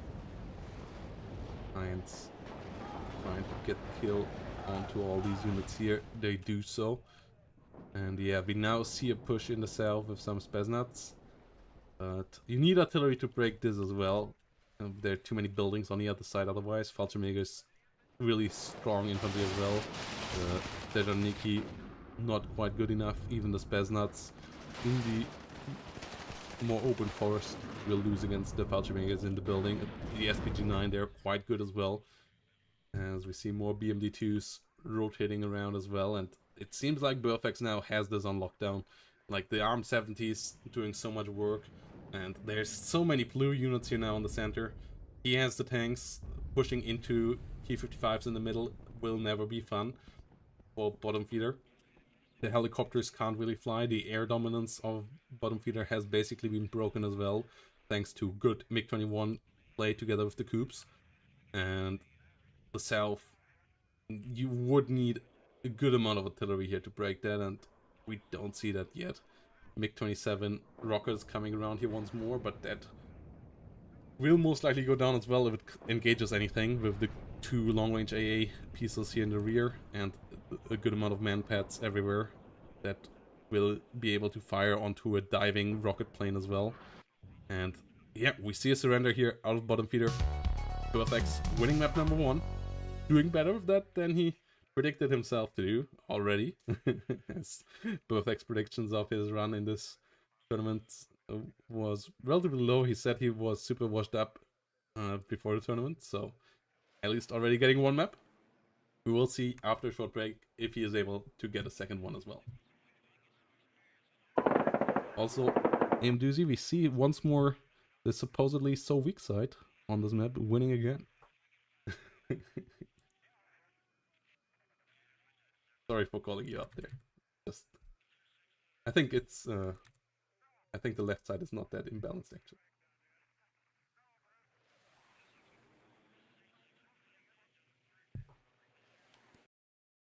I see the strong points on the right side, but like the middle, for example, the left side has an advantage to get there. And also a couple of nice forests that the right side doesn't have.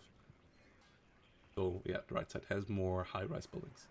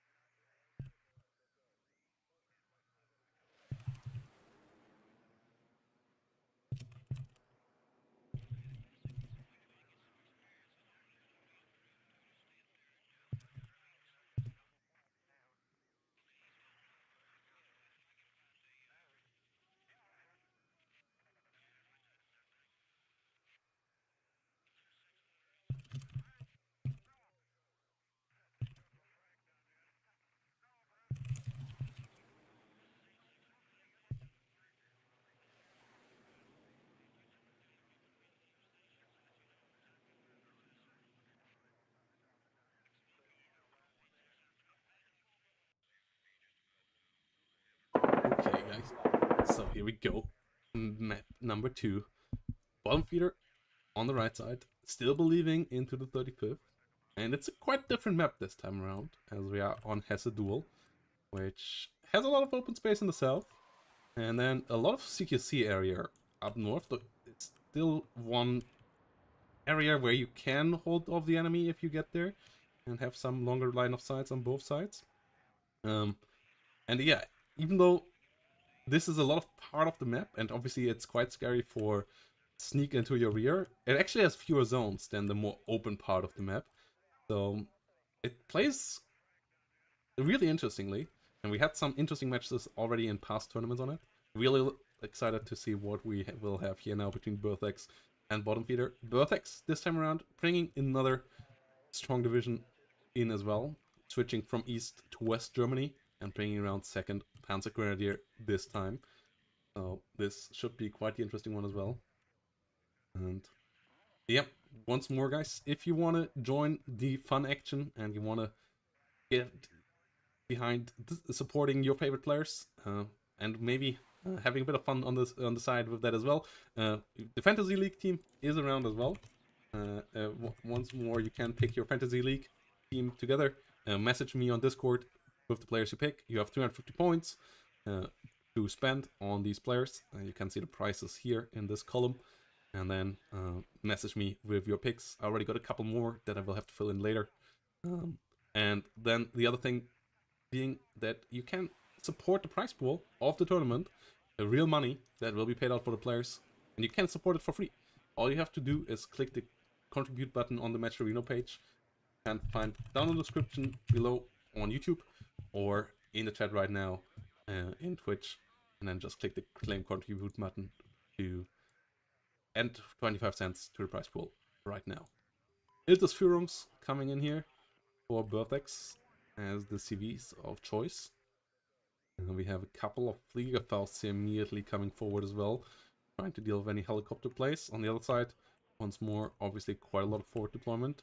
Dejaniki Medi is here, trying to shut down the main roads with some defensive play. Whilst in the south, Fallschirmjäger Aufklärer coming around nicely as well. Milan 2 coming in as well. I don't know if we need a middle zone here. Like, you could maybe make one over these two areas, but I would like to see 2 more rear zones here. Like, around the rear in the north, but also, like, maybe even more so, like, 2 here.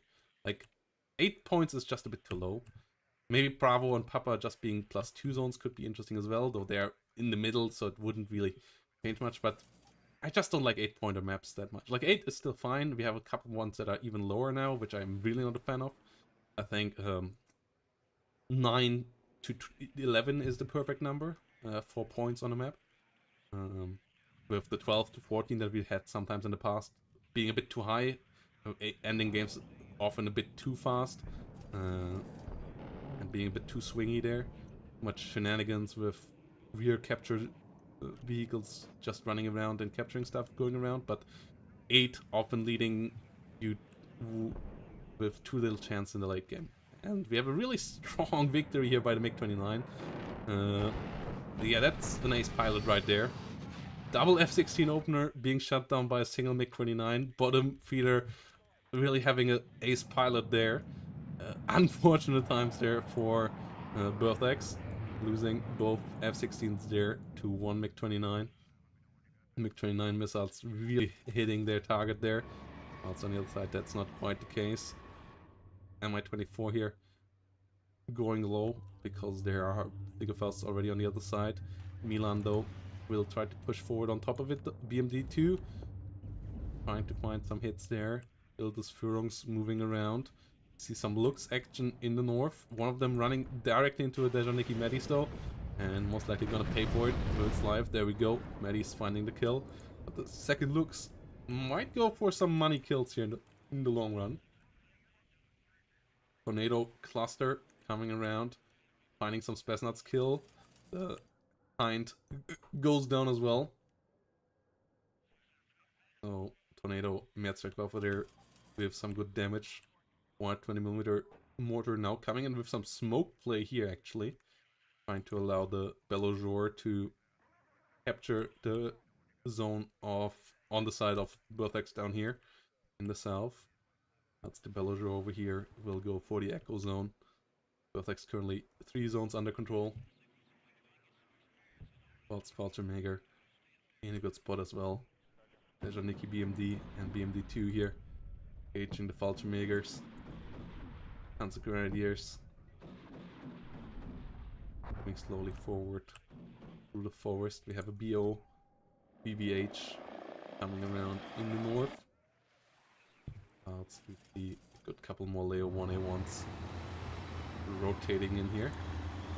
And I mean, Leo 1A1s, I think good investment here because they are a tank. Enemy doesn't have a tank. So having tanks in this open, strong tank country, whilst the enemy can't bring any in, you might as well just bring Leo 1A1s instead of over-investing into a Leo 2, having more HE damage with 3 guns here than you would have with the Leo 2A3. And the extra damage out or AP power doesn't matter at all on the Leo. The extra range would. The extra armor does matter a bit as well, but with only Conquerors on the other side, the Leo 1s at least survive 1 hit as well of those with their 9 frontal armor, so it's not completely terrible there either. Fallschirmjäger up there getting a nice skill here onto some Spetsnaz, which otherwise could have been a bit annoying to push out. Fallschirmjäger up there in general in a nice spot here. Pretty important for Berthex on this map. The north pretty silent here. Bottom feeder not trying to push with the stronger infantry. And the BO here is nice, though obviously also quite easy to kill. So an Igla should be sent out to try to hunt that down. Small little recon helicopter in general lately a bit harder to use, as just so many things can shoot them down quickly, from Iglas one-shotting them to also obviously any autocannon killing them off quite quickly if they get in range. BMD2 here falling down. BMD2s from the south now firing their Conquerors, but Leo's backing off, getting out of line of sight there. That's the M110 aiming onto it already, and that might end the BMD2s here quite quickly. Whilst we see more Pioneer Armbrust coming around. Good first hit there, already eliminating an Igla. BMDs being heavily damaged. Not quite killed off most likely though, as it seems like it might get out just barely, but the other one gets stunned, gets killed off. Leo 1A1 gets side-shotted from the north though, but the other one's pushing over the open. Might get out of there before the next ATGM of the BMD arrives. Ah, it's close. No, a second Leo 1A1 actually falls. Painful times there for Berthex. At least the Iltis Führer will be able to be pushed in though. But the Leos also have to be careful to not get too close to these Dejanikis. Martyrs now opening up fire there. Oh, the Leo getting a bit too close for my liking. That might be another dead Leo here. Yeah, you don't want to get side-shotted, and immediate route here. Dejanikis do miss, but do a lot of stress damage there.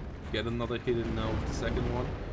Iltis Führungs trying to dodge, but the BMD finds its third kill with its third missile. It only has 3. All 3 Conquerors finding a really, really valuable target there though, including ICV, 2 Leo 1A1s. But we have double M110 action now on the side of Berthex. Going for the BMD over here. Going for the infantries in this forest. Down in the south. Next Leo goes down to an ATGM though, as we have an Akula AT already around. This time I would say better investment against all the Leos. Can be really dangerous even against the Leo 2s. Whilst down south, Unimog being pushed back, Fliegerfaust being overwhelmed. We see some seed action coming in, getting a Gepard as well, and Berthex has to be careful here. Fliegerfausts all firing, getting the kill there. It's pretty fortunate for Berthex that the MiG-25 did turn directly above all these Fliegerfausts. Bit of a miss micro there by bottom feeder, making the Gepard loss not so painful after all, as the seaplane is more expensive. See some more Dejanikis here getting killed off by artillery, but the loss of all the tanks makes it somewhat soft here for Birthex, and the Akula really dangerous. You want to have a Gepard coming somewhat close to it relatively quickly. Chestnut's getting the kill, +2 once more for bottom feeder, thanks to the smoke CV play there. The mortar is doing their job just fine. 2 Belladors here now in the south for bottom feeder. Could maybe even push into this zone over here. There's only 2 infantry units holding that.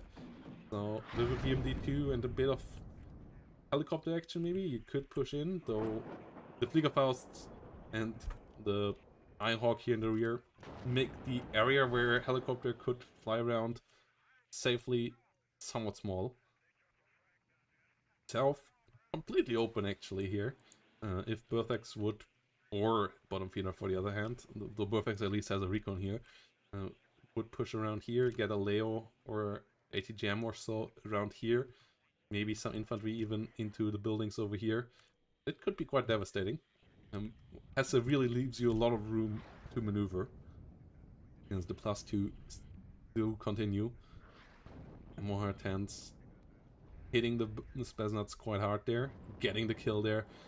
Spetsnaz try to leave the building. We have a good amount of Panzermörser on the side of Birthex here as well. 3 of them will try to counter battery the mortars of bottom feeder here. On this long range they're not super accurate, but it's only 2 hit points on these 120mm. So with the amount of fire coming out of these Panzermörsers, eventually, most likely, the 120mm will die here. The artillery comes in all around. MR10 tries to kill the BMD2s off. Bottom feeder moves him out of the way here. Matcherino coming around. Marder 183 getting some nice hits in. Goes down. The more and more Panzermörser action. Yeah, they get the kill there. Marder smokes off just in time. Leo 1A1 trying to come around again. See more of them coming up in the center as well. Down south, they start to engage the BMDs.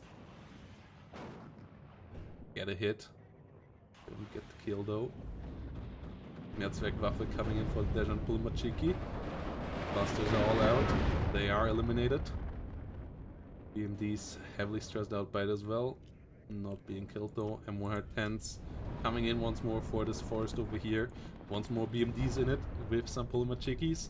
MiG-29 too late here to really find the enemy. Gets hit by the Ihawk, gets killed off by a Fliegerfaust, and the Gepard was potentially able to kill it off there as well. Gepard does fall in return though, so losses on both sides here. Fallschirmjägers in the center get eliminated as well. Once the artillery comes in towards the BMD2s here once more. Once in the south being killed off. There's Niki Madis being pushed back by the Marder.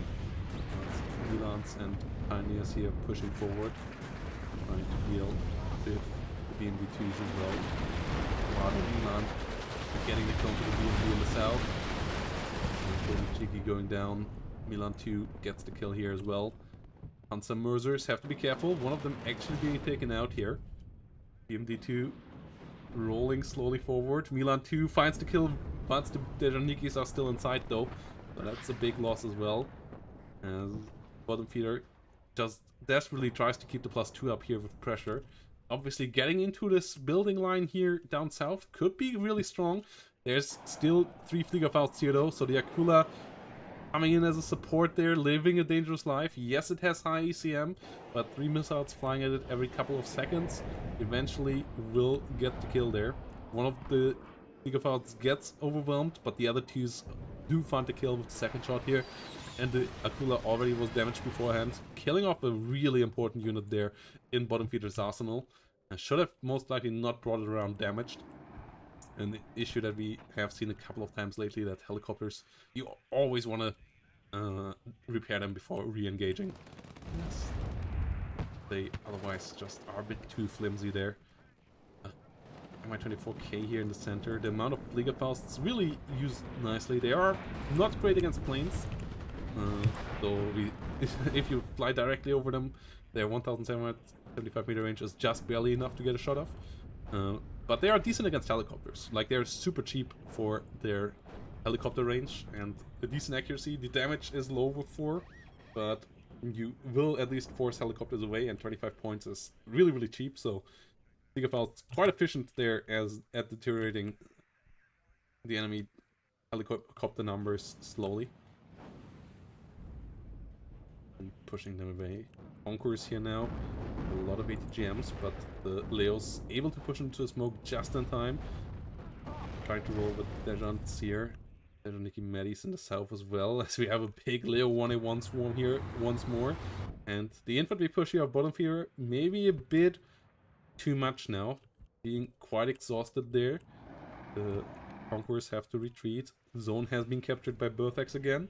So no point take here for bottom feeder anymore. No play in the north though is a mistake by bottom feeder in my eyes.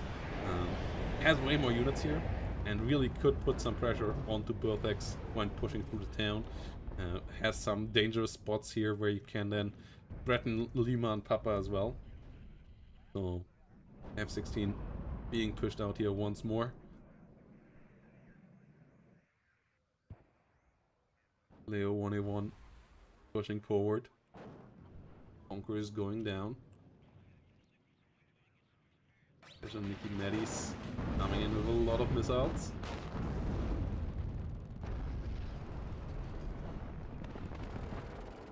Pushing over the open. Ooh, the Medis fire. They are out in the open, but the Leo also a bit too close there. It's not ideal fighting territory for either. There's a Nikki coming in with a nice kill here as well. Berthax a bit too deep here. And the Medis most likely gonna win it in the end.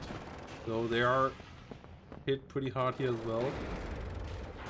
They start to run out of missiles, but the Dejaniki BMD there finally finishing it off. Yeah, Berthax with a too overeager push here. That Leo 4 formation was super scary. That could have done a lot of work. Instead it is squandered like just pushed here into the open whilst having no line of sight and showing a lot of side armor as well. If that would have come in now behind these martyrs together with these Panzer Grenadiers, they would be able to clean up nearly everything down here. Obviously you would need some Gepards and some AA against the Akulas as well, but yeah, that was a big mistake here by Berthax, slowing down the chance for a counter push here a bit longer, and obviously that's what bottom feeder is playing towards now. Just holding out onto the 600 points, maybe able to gather some later on with a nice sneak somewhere, but potentially getting a couple more here with once more taking the point over. A 2000 point victory here for bottom feeder I think is somewhat unlikely at this stage, but could be able to just hold out the next 25 minutes here. And yeah, killing off units like right now makes it more and more likely. Long list of dead units there. Some Panzer Grenadiers getting killed off here as well. Akula finding the kills there. Some Fliegerfelds died too. Leo 2A3 now coming around. But not much protection for it there right now on the battlefield. Martyrs can be quite nice. The mortars getting some nice damage in as well. The M110s, if they find targets, really good too. But at the moment, not that many targets here on the battlefield. And the Martyr 1A3s slowly rolling backwards.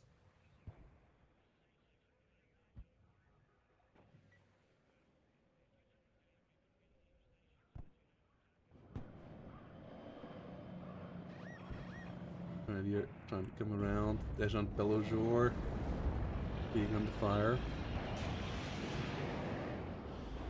What does the CA on these stand for? Like, it really looks like they were on a trip to California. Bit. But yeah, what does it stand for? If anybody knows in chat.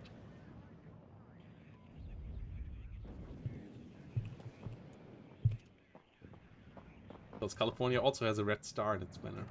So it really isn't that off-brand. Obviously misses the beer. Panzer Mörser here coming in now for the Dejaniki Medis.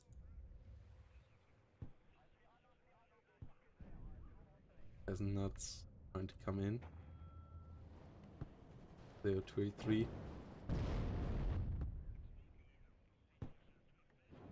Get the hit. Beznats have to be unloaded. I'm not the biggest fan of those Beznats over here. I feel like they're a bit squandered there because, yeah, either you should try to use them here with a smoke screen getting into these buildings, or try to get them through here. Like, there's way more forest and CQC area over here. Obviously up north they could do really well against this area as well, but especially here they could be doing so much better than what they do down here. Phantoms, tornadoes coming in here, trying to find some helicopter kills. Not really doing that just yet. Netzwerkwaffe coming in nicely though. Tornadoes coming around once more. The AM9Ls just don't want to hit there. But this time around, Hind goes down, and there's not enough ground AA here. Another Hind super low, it should land already. It's still out for being hit by any of these tornadoes. Yeah, there's only a couple of Eagles down in the south. Tornadoes trying to get onto the Hind over here. Will be able to find it now, and that's another really expensive unit there. And while Bottom Feeder is still on the tick and up to 700 points, the late game won't get better here for the 35th. Right there in the skies with MiG-29 and tornadoes both getting blown out. The other tornadoes moving back. But yeah, with Leos, with artillery and so on, Vertex Division has the late game advantage, especially as Bottom Feeder just doesn't want to play around the MLRS in his deck. They could be really strong against the M110s as a counter battery as well, if you set them up nicely. But not using them here, in my eyes, is a big mistake. No Nonas either. You see now Modejaniki pushing through the open. AMD2s trying to support them. The Martyrs at least once more dealt with. You have a Martyr and a Leo over here. Lotusfura trying to come up. Gepard being pushed over the open, but there's too many ATGMs here. Like, both sides not taking the most amazing engagements in these open grounds here so far in this game.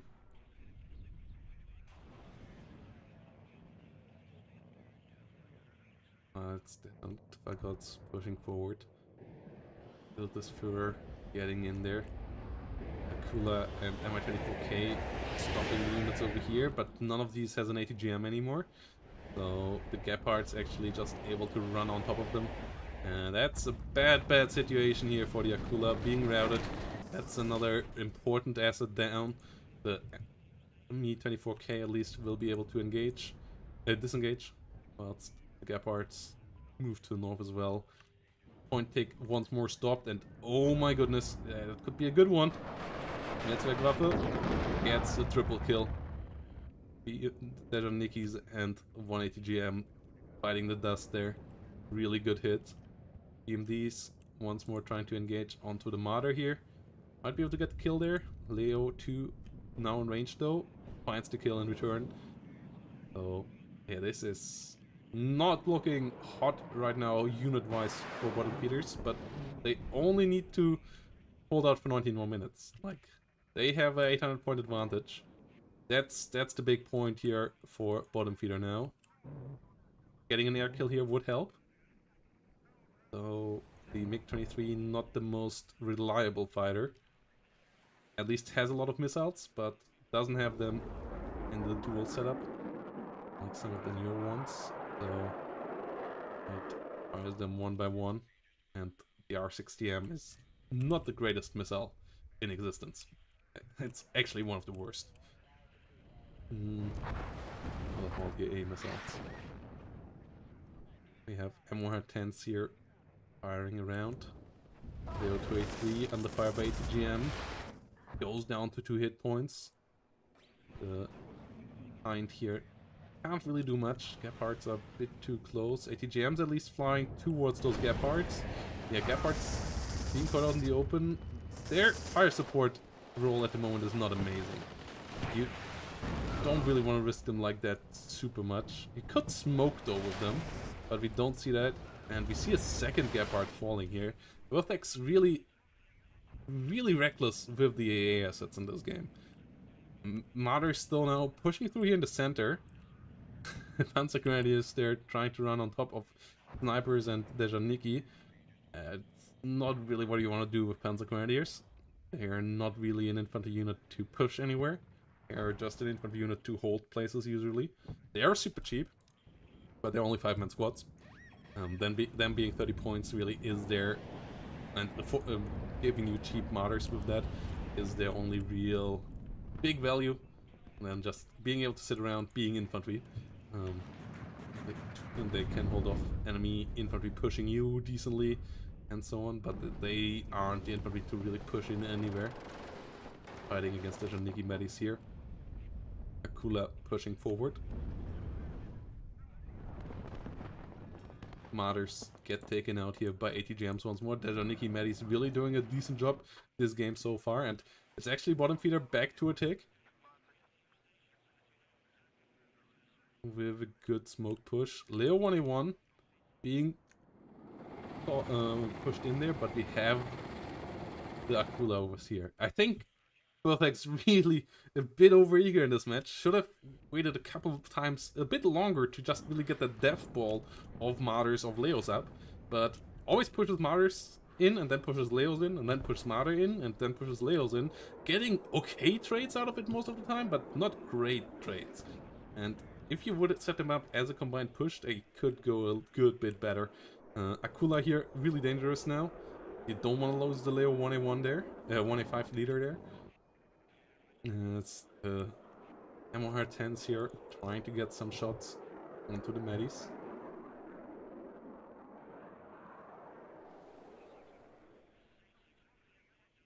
Meanwhile, looks Leo 2A3s rolling forward slowly as well.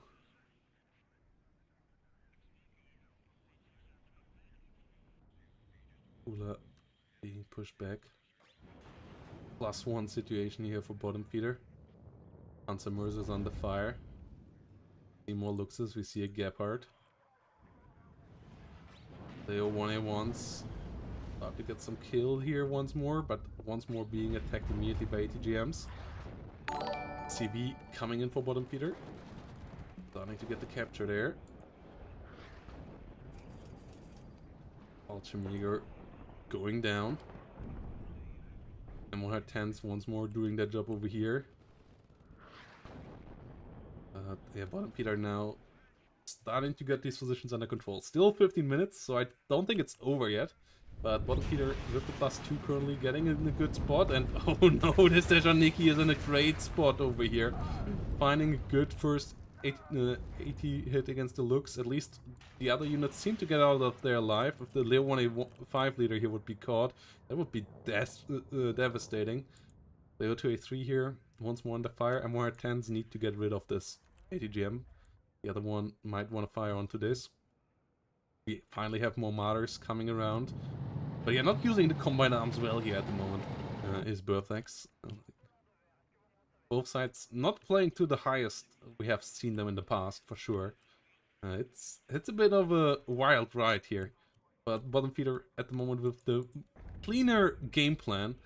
Not necessarily cleaner gameplay. We have seen a couple of weird charges, but the game plan of constantly annoying X-Ray and getting a point advantage of that so far worked out.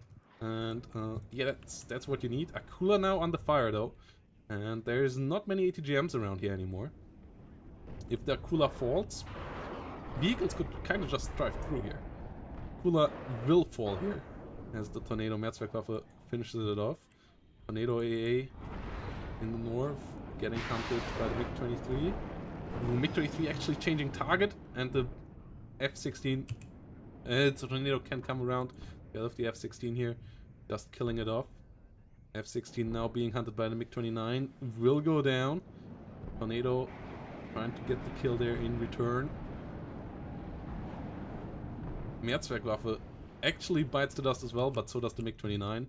And yeah, now there's only the Medis now coming up.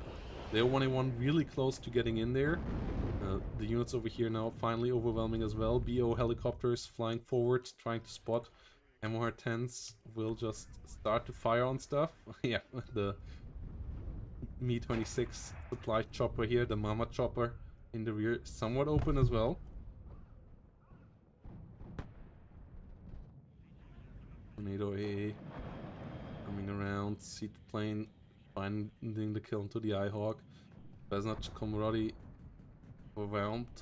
Nikki get killed off over there. That's Leo 2A3s and Mada 1A3s slowly pushing in here. Good smoke play around the Spesnats. Mehrzweckwaffe coming in. We're just trying to kill off really all of the helicopters. Leo 185 just YOLOing in there. And we see the robot falling in the south. We see the light chopper being killed off by the MR10s here. Now it's the Tornado Mehrzweckwaffe here in the duel with the MiG-23 not dying off, but not having any AA to fall back over either. And there's another MiG-23 now involved. So the Tornado will have to try to get the hell out of here. At least gets one running away. Thank you there to the enemy. And the question is now, how many CVs does Burthex have left? We have a Leo 185 leader still here. We lost it. There was another one lost over there. Recon Heli being overwhelmed. 12 minutes. Burthex, I think, starts to have the death ball that you really want to get here with 2nd Panzer Grenadier. As stuff like the Fagots now can be overwhelmed quite quickly. Ooh, still dangerous here for the 185. Doesn't get hit with the first missile though. Leo 1A1 just not being bothered there.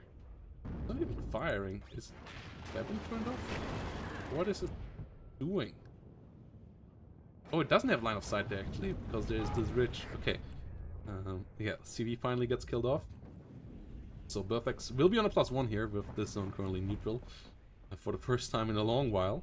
And yeah, everything just gets overrun down here with the Fagot ATGM being shut down in a second. The situation here completely deteriorating for bottom feeder in the south, and that's what Burthex was waiting for. And now Burthex also should be able to get into the rear here.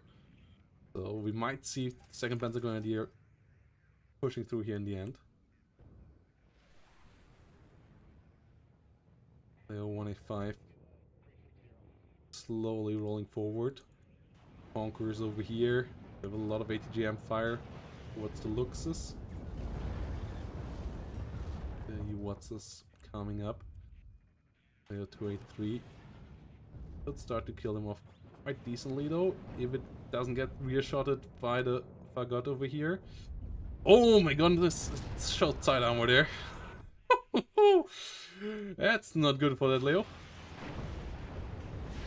Both sides not really hitting each other well over here either though. Leo 1A1's now coming around. Marder goes down. Leo 2A3 finds another kill. Leo 1A5 finally might get in. Ooh, this could be a time to shine for this Fagot ATGM. Yes it is! Another CV down here. We have 2 Leo 2A3 leaders still around. Not much infantry pushing here though. The MR10s will try to take that out. Actually on the wrong forest though. Actually aiming on the wrong forest. And the Dejan Himedis here could be dangerous for this Leo 2A3 leader as well. The Mehrzweckwaffe maybe coming in now would be strong. All the units down here now dead. Oh my goodness. It's a +1 for Burthex. That's not good enough. +1 isn't enough here in the last 10 minutes. Only 40 points per minute. So 400 points. He kinda needs a +3, +4 situation at this point. So he really needs both of these points here to turn this around. See more Leos. We see a Tornado AA coming up as well. And we really see bottom feeder running out of assets here. But not quite out of it yet. And still having some helicopters. Tornado there with a good hit against one of them at least. Dejan Belojor on the way to try to stop the tick completely here once more. Fagot ATGM out of ammo this time around. What a bloody game. A lot of Jäger Panzerfaust being called in now. Rocket helicopter under fire. Leo 2A3 gets the capture there, just gets sent in there. Whilst we have more ATGMs over here with more robots next to it, so dangerous life for the Leo. Not both of them should go there. You should try to get one into the south. Perfect. really playing a wild game here. But so does bottom feeder to some extent. We have a lot of Dejans here once more around. +3 situation on the battlefield as the CV finally comes around. Will be +2 there in a second. Me 8 rockets trying to get the shots off here to at least stun this down. And maybe the RPG-7 can find the kill. CV will find the rear zone. Capture. And the question really is, how many CVs have both sides left as well? Belojor desperately trying to run. Leo 2A3 leader just running through. There is still a Conquerors here. It takes it out. These rockets are empty, so there's nothing really to kill the Leo 2A3 here. The one in the north, though, that's still in hot trouble. Gets shut down, but the Belojor goes down. So that one can't rotate around right now. The question is, if there's a new CV here, bottom feeder still can take both of these points, though. Like, the +4 at the moment is good enough for Burthex to win. If it's going to a +6, he will get up there quickly. Is there a new CV here, though, for bottom feeder? If bottom feeder is out of CVs, this would be devastating. Like, this would be quite a devastating loss here. If that's what it comes down to, but it might be the case. We don't see a CV here. There was just a tick a second ago. You obviously would bring in a CV here if you had one. But there might be no one left. And we are up to a +6, and that's good enough for Burthex here to win this game. So we really have to keep an eye here, because bottom feeder absolutely can clean this up now. A CV next tick, both of these points captured, stop the tick here, you still win the game. And this actually might go down, yeah. All CVs here down on Burthex's side as well. No CV on the map here right now for either player. But it just seems like bottom feeder has none left. And that's devastating. Is this really how this ends? What a clutch victory in that case for Burthex. Just YOLOing Leo 2A3s in there. Because, yeah, both sides, no CVs left here on the battlefield. And there is a surrender by bottom feeder, so I guess there were no CVs left. Lost a good couple of them over there in X-Ray. And yeah, Burthex just ever so barely getting the victory here. Just straight running Leo 2A3s in there. Oh my boy. What a W by our Australian player here. And a really devastating loss there for bottom feeder in a crazy, crazy game. Love WARNO games like that. Yeah. Crazy 2-0 victory. Really making Burthex's life easier now in the future in a strong group with Yuki Paw and Dark Neutron in that group as well. And yeah, that should make it quite interesting. We're gonna go into a short break, and then we're gonna be back with one more Division 2 game. So see you all in a second.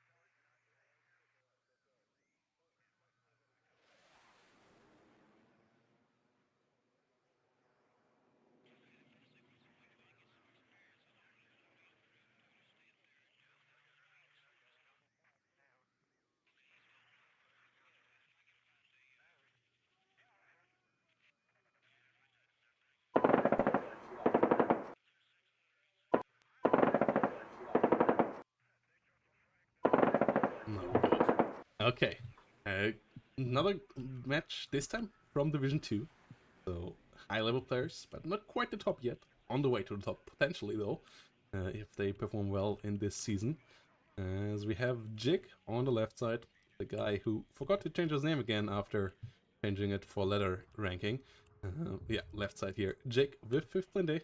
And on the right side, we have Skinner coming around with a lot of Me Too, with Mod Aufklärer inside. Interesting opener here, as we have a 7th Panzer. Division that we don't see super often anymore, but still can be quite scary. And I like the matchup, because those are like the most opposite kind of tanks that you can get. You have the fast but class cannon MX-10s and MX-30s with good range, but really terrible armor. And on the other side, you have the T-72, which can tank a lot and can also damage a lot, but it has short range. And you have to get it into the enemy's face, being a real brawler compared to the class cannons on the other side. So that's always an interesting fight, with the MXs dancing around, trying to get shots off long range, but whenever they get caught out by the T-72s, they just get shredded. So should be an interesting one for sure, with the T-72s trying to either just pounce on them and forcing a fight somewhere, or slow pushing towards them and pushing the MX-30s out usually. Infantry on both sides pretty decent as well. Motschützen, really solid mech infantry with double MG, whilst on the other side, obviously all the French infantry, their strength being strong anti-tank rocket launchers. So you have to be careful around them, the vehicles. Helicopter side, a bit stronger on 7th. Air side, a bit stronger on 5th. So a relatively balanced matchup in general, and I'm really looking forward to how it will play out here between Skinner and Jig. We have seen Jig a couple of times before. We haven't seen Skinner in any of the tournaments yet, so quite interested to see how well they will perform here. Pretty high on the ladder, that's why they are in the Division 2. So I would expect a pretty high level game, but let's see what the playstyle here of either player is and how they will perform here on Airport. A map that has improved a good bit since with the rebalance here of the spawn side on this side of the map. A couple of readjustments here in the middle as well. We have, for example, a little helicopter landing pad here now as well, with an alouette on it. But really, this being the most important in my eyes, spawn zone on the map has changed a bit and really made the right side more balanced, which was the weaker one before, but now it can get into Foxtrot a bit faster, it can get into Bravo a bit faster here, with the spawn being up this far, when it was back here further back in the rear beforehand. And yeah, let's see how this all goes. Both sides now jumping into the action. MX-10 piece coming around here on the left side. Dragon Para rolling in down here. On the other side though, left side, got a new road into here, which is still super open, but quite the interesting one nonetheless. Mirage 200 flying in. This one should immediately land here now. Shouldn't fly on. That's a mistake. It's super low. Like even the VLIR 50 cal could kill it now, so you... Skinner really ballsy. That's a dead mode Aufklärer though. Me Too. Helicopter over here, trying to come around. Hind is around as well. See a Coupe pushing forward from the rear. AMX 10 RC being pushed back. The helicopter starts to fly low here. Mod Aufklärer over here, making it in before the AMX-10s. We have a quick flying Hot 2 Gazelle around to the north as well. On the hunt for enemy armored columns. Flies directly into the SPW and is too close to fire back on it. So it might just get shot down here by the 14.5mm MG there. There we go. Goes down. At the same time, Me-24P in the center goes down as well though. So still not the best opener here for Skinner. Not able to protect the helicopters. Let's see helicopter find the Milan 1 over here. Will engage there. Milan 1 trying to get some kill onto the Motschützen, but they will get out alive. We have a good couple more Motschützen around. Only T-55s here at the start, and those are the old T-55As. No AM2s. So no better armor, no better gun sights. So they are pretty low range, pretty low accuracy. Decent armor still for such an old tank, but yeah, now slowly pushing through the open towards the Milan 2, which is really scary for them. Conquerors on the other hand though, pretty scary for the AMX-10 RC in the north as well. Whilst the other AMX-10s here able to kill off the Mod Aufklärer finally. HE Bomber finding a good hint there on the Conquerors. Spezialaufklärer engaging against the Milan in the south. T-55 Ace engaging over here. Milan 2 just barely not able to one-shot T-55 Ace. That's one good thing there. 25 damage TOW2s would one-shot them. As you have to have a 14-point difference with AP power, with ATGMs or RPGs to one-shot a tank, and here it's only 13-point difference. So they survive with like half a hit point. MX-10 RC hitting against the Motschützen SVD. Up north, PRM finding a Mi-8 TV rocket. Kill off. Mirage coming around as well. Unit does go down. That's the Grenadiers and the Paras here engaging the Motschützen. We see the first T-72 now on the battlefield. The air war, not great. Skinner bringing in the MiG-21 into an airspace where there's 2 Mirages already. Okay, that's really risky, especially as the Coupe is out of ammo. Most likely didn't realize that the Coupe was out of ammo there, expecting it to push back the Mirages, but yeah, that wasn't the case. Jaguar at least misses the Spezialaufklärers there, which switched buildings, so that's an unfortunate circumstance there for Skinner. Pushing forward now with the T-55 again, and they, together with the infantry here, put a lot of pressure. Infantry, especially the Motschützen and SVDs, a lot better in direct fight than the Grenadier Voltigeurs, as they have 2 MGs and a Dragunov, whilst the Grenadier Voltigeurs here only have 1 MG, and it's a mediocre one there. Dragon Power going down. The AMX-10 RC though is a dangerous little unit here, hitting the T-55A. Getting one killed. Second one can find a hit, but not quite a kill. 1 hit point remaining there on the MX-10, and the Milan 2s scary as well. Can the T-55 break line of sight there? No, it can't. It goes down to 1 hit point as well. Gallopler pushing through the open. The escorts here barely good enough to hold them off. They see the SPW though coming in here. Will capture the point. Milan 2 trying to come around for the T-55 this time around. Not able to find it. At the same time though, the North gets pushed here by the MX-10 RCs.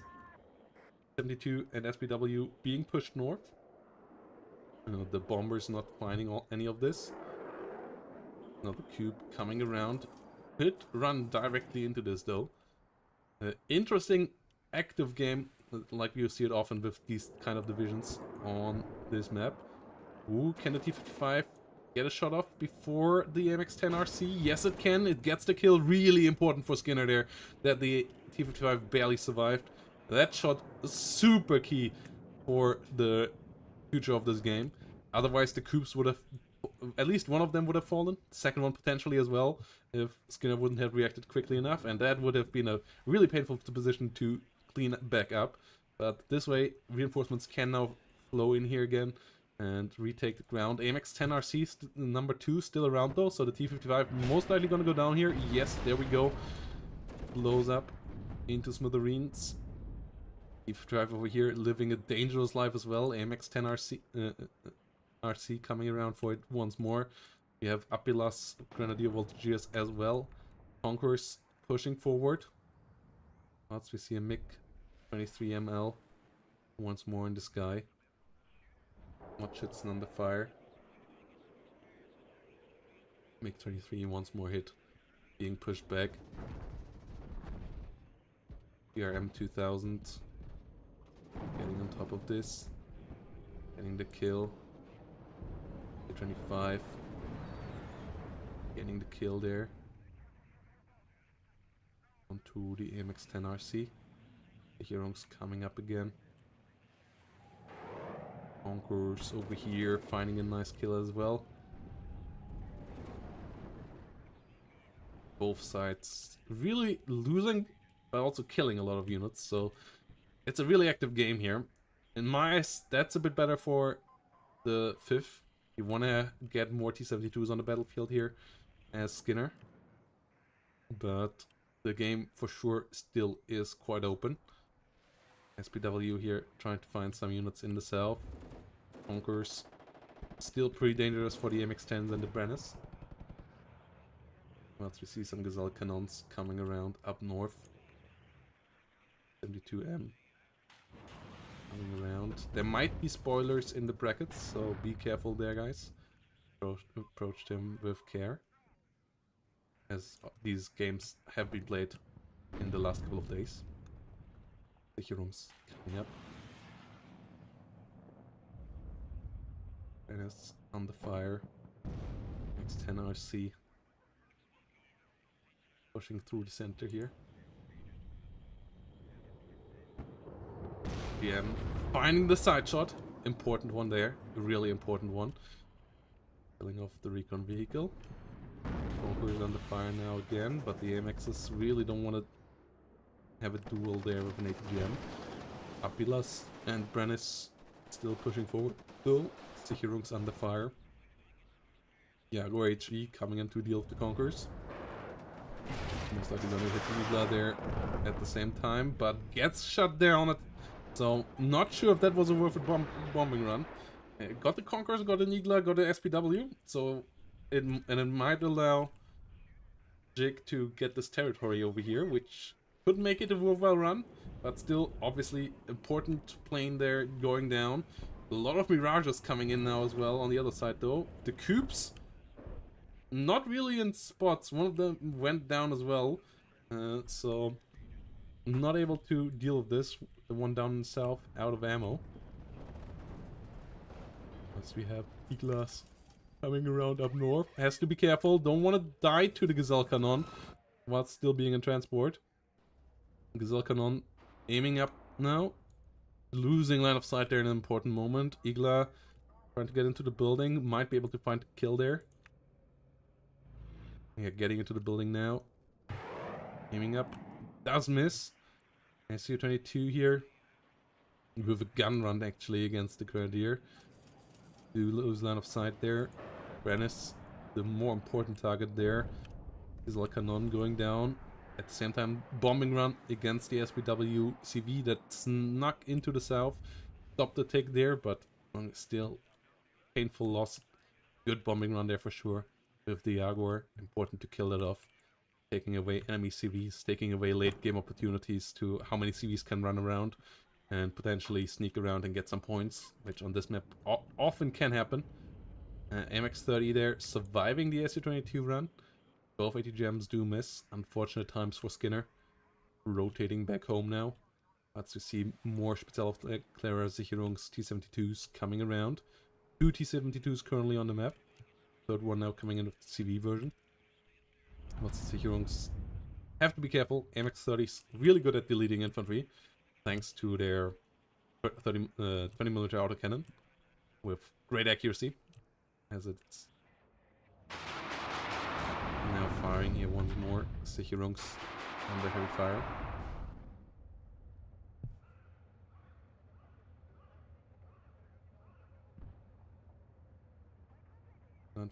Trying to engage as well. And one coming up too. Me2 helicopter being shut down. Sicherungs coming up as well.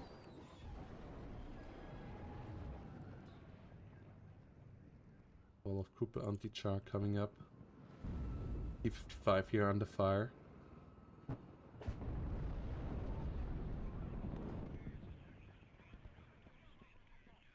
T4 PC coming in towards the south. Sicherungs getting the kill onto the IMX-10 RC in the north. More Gazelle Cannon and Hot 2s flying around there in the north as well. Ooh, Pioneer Plum. Getting shut down. T-72. Trying to come around here. We see kill onto the SPW. MiG-21 base. Come around with some bombing runs in the north. Mordschützen. Only coming onto the VAB here, not the Grenadiers. That would have been the better kill for the MiG. Getting a good kill still nonetheless, as there's not much AA here. Totally relying on fighters so far for Jig's side of things. And the Milan 2 might go down as well. Oh, it does get out of the building, but it gets for the last second. The bombs don't land on target though. So the Milan 2 actually does survive for now. Mordschützen might be able to finish it off quickly here though, as it did take some damage there. Well, it's the BMP-1s now. We'll try to engage over here without being shot. Ooh, Jaguar HE. Coming around once more. MiG-23 finds a hit. Pushing the unit back. 72s trying to come in for the zone. +2 situation at the moment for Jig. So, a bit of a problem for Skinner for sure. But this T-72 ball is what you want to have. Both CVs here actually pushing in. One of them gets shut down by the Milan 2. Milan 2 now nearly out of ammo. And nearly out of hit points as well. But still alive for now. Mordschützen find the kill there finally. Voltage Apilas finally going down as well. So T-72's leader at least should be able to get the conquest in. And then now Skinner either needs to find a way to push over quickly over here. For that, I think bombs and artillery are necessary, as there will just be too many ATGMs to just push over T-72s. T-72 over here already getting shot at quite actively. Or you need to pivot down again to the south. A bit of a pivot here already happening. MX-10 actually on the hunt for the coup. Coup currently retreating to try to shoot from a different position again. And MTLB coming up north. 72 still around, but they should get out of there. Or one of the Milans there that does too much damage. SU-22 AT, pretty scary unit as well. T-72 gets hit, gets heavily damaged, but gets out alive for now. Group anti-char trying to push over the open. MTLB coming up as well.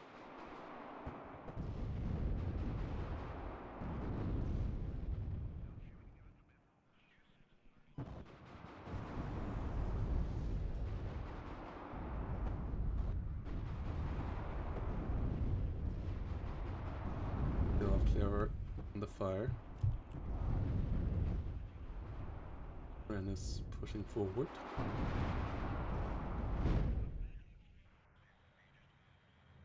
A bit more VABs and AMXs running in here. MiG-21s trying to find some bombing runs. Su-22s finding some hits there with the ATGMs, but the armored column here somewhat scary. The T-72 death ball hasn't arrived yet.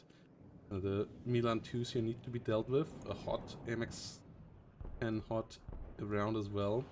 Pretty scary little vehicle too. Those ATGMs can do a lot of damage. We see one Mirage being shut down, but a MiG-21 going down at the same time. Okay trade for both sides. Pioneer Führer going down in the south though, and this push of Jake here might end the game here, even if it gets through the rear zone. And that's what it's aiming for. So Skinner needs to get everything that is ready together in the south to at least get a couple of good hits. Has not much here to spot on this. Conquers on its own, not great line of sights here. Really needs to push a bit further forward to get some good line of sights. Fire onto any of this, but with pushing forward it also gets closer to the enemy. T-55 desperately trying to hold off the Voltry Apilas, but the units keep on rolling. And that's a problem. That's a big problem. Arm 70 not on the right spot. MiG-21s though, that's a good hit. One kill.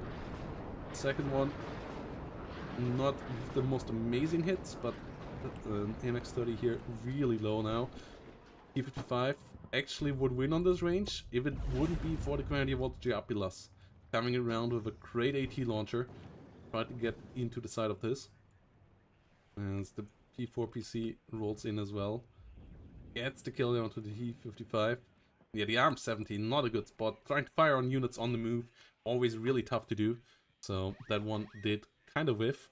Once we have the P4PC here now coming in, and guys, this isn't looking good here for Skinner. T72 MK being called in. Coop has to be careful. Can do good damage against the Mirages, so they will have to be careful as well, but doesn't want to run into any of these armored units here of the 5th. Potentially a chance for Skinner to get a somewhat overextended 5th plane day here, maybe killed off, but not really quite enough units around there. So at least all of these units are currently out of cover, moving around and not quite consolidated, so maybe a slight overextension here by Jig that could be pushed back completely and rolled over if it's caught out of position, and there is chance for that right now. But Skinner will have to be fast there for achieving that. SC-22 also might need to get some good kills here. If it would find both AMX-30s, for example, that could be really turning the stuff around here. So having Krupa anti-char units around here will make pushing this back not easy either. Commandos coming in now, +4 situation still going on. SC-22, I guess, going for the helicopters now. Yes, it does. Gets at least one of them killed. That's a nice one.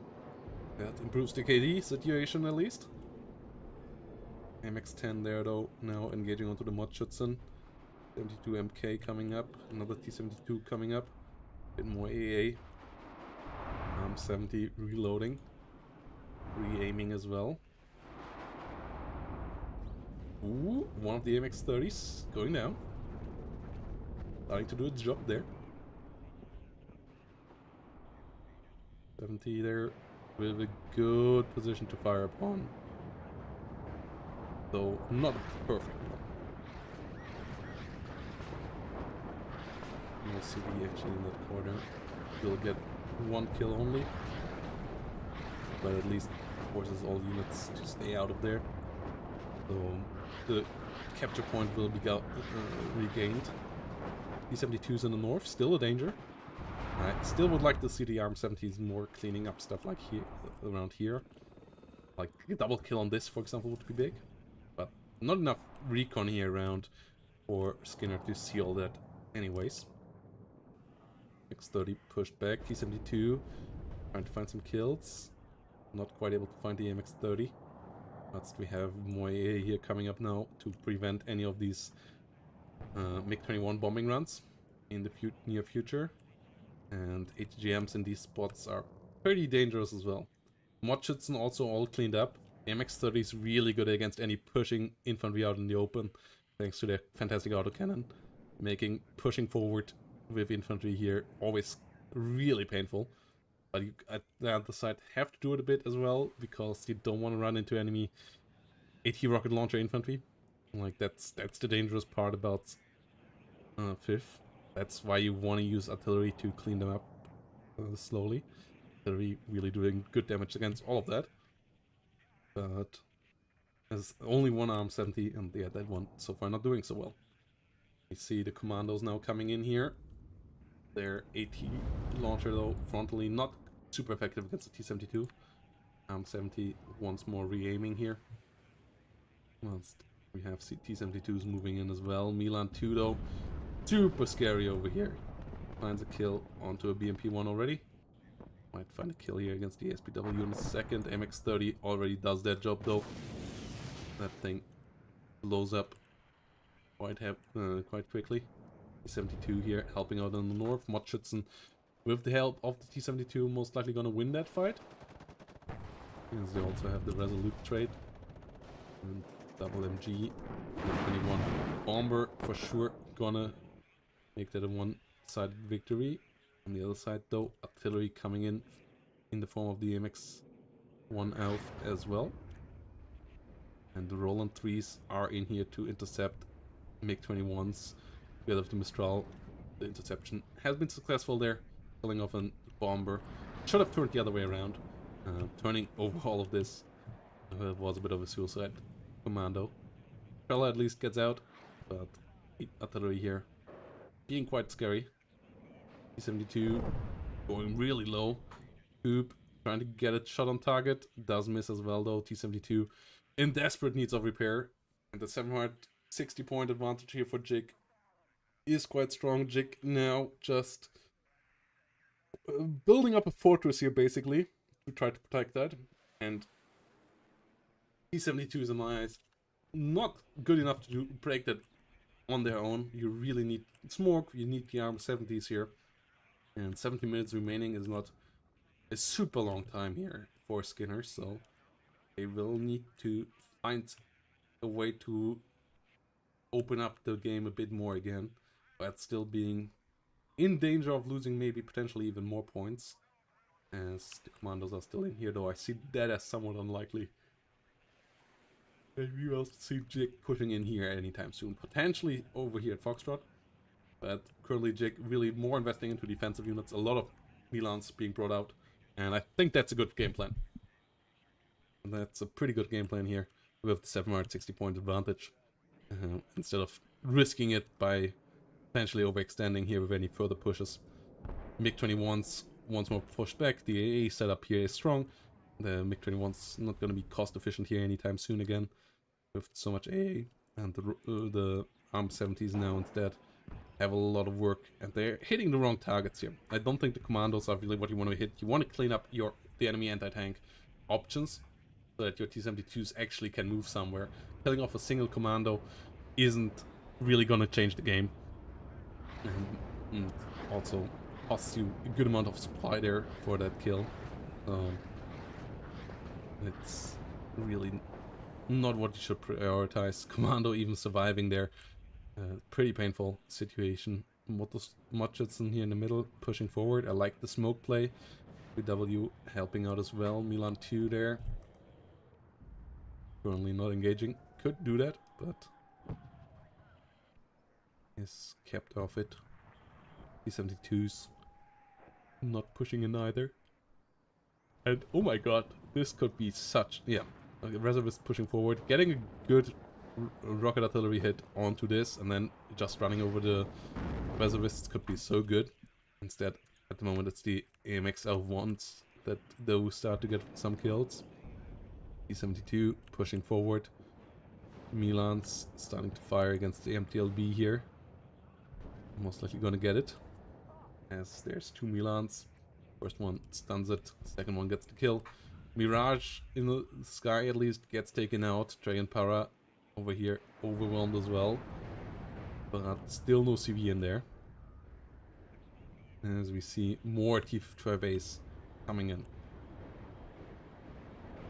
T-72s really ripping up the reservists there. They're not doing so hot. But on the other hand though, a good amount of AMX-30s now rolling forward. I'm not liking that push super much out of Jig though. T-72s here in good spots. First one in the north already getting a good hit in. And second shot could be potential kill there. Gazelle Cannon flying into Igla range, getting one-shotted as well there. Mutchison at least getting dealt with. T-72 over here at least taking some damage. But still a really quite dangerous push here out of Jig. So far working out decently. MX 30 CV here coming up a bit further behind. As we see ARM-70 opening up fire, but once more trying to hit units on the move, and that's not a winning strategy. Not a winning strategy. Two T-72s going down, the CV and the M1 in the north, the last one here in the north being heavily stressed out and already half hit points as well. ATGM's not able to find a kill at least. Seed plane coming around as 25 AT trying to find a kill there, but this is going to be more points for Jig. And with only 13 minutes remaining, this looks like a really good spot to be in here for the player in blue. Pioneer Fuhrer on the way to the center gets killed off by the Milan 2 as well, and yeah, not trying to hunt down those ATGM positions with the RM70s, in my eyes, the biggest issue here in Skinner's play.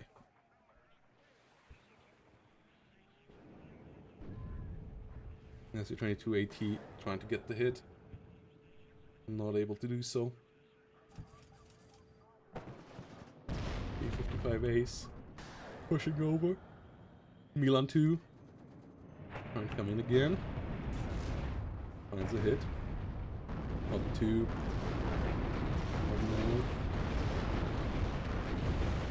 That's another one. Good kill there.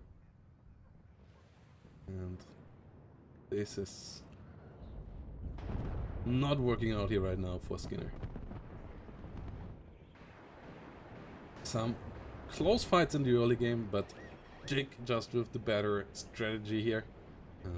Playing to the advantage and then also using the units a slight bit better, like the MiG-21 bombers and the RM70s not hitting the juiciest targets, whilst the younger HE always try to go for something good and most of the time also finding something decent. Zelov player is here now overwhelmed. P4, PC actually getting into the north as well. We have a +4 situation here now as all the tanks went down. Ooh, even an RM70 here. It was on a bit of a bad move. I'm not sure how it came to that, but that's not where you want to go. And Skinner here in a lot of trouble. This map number 1 doesn't look good for the player in red here at all at this stage. Really strong play with the MX-30 push here now as well. The ATGM positioning out of Big in general just quite nice. Cutting off all the potential roads there to push. And that push in the south came in really in the right time as well. It had a bit of a chance of being an overextension, but he didn't go with too many units. The Milan 2s and Milan 1 stopping over here instead of trying to get in here, I think was a really good choice. As on the way there they could have been shut down or they could have been isolated up there. Not trying to contest the zone too hard, just grabbing the points while it was open. Really good play. And now the time really starts to run out for Skinner here. +4 situation is pretty painful. PW trying to get into the north. 72 leader trying to get in over here, but so much firepower from all around.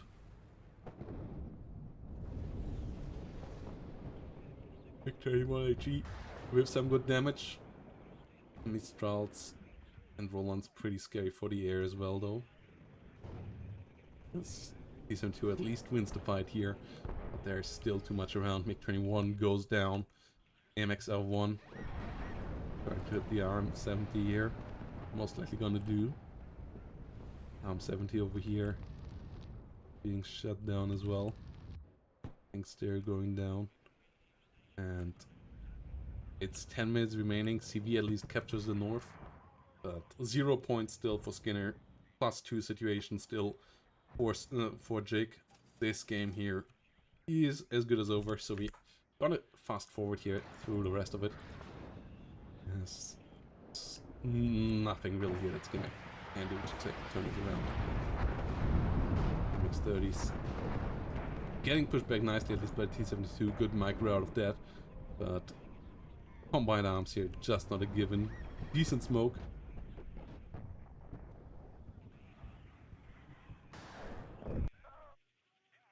And the Jaguar there with a final hit and a nice kill.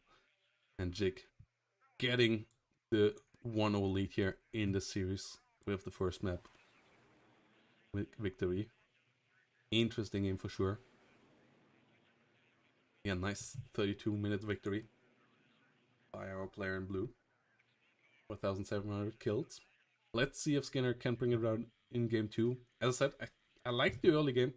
I just didn't like the mid game. That put Skinner back here in game 1. Let's see what the matchup will be in game 2. And who will have the upper hand at the end of that one.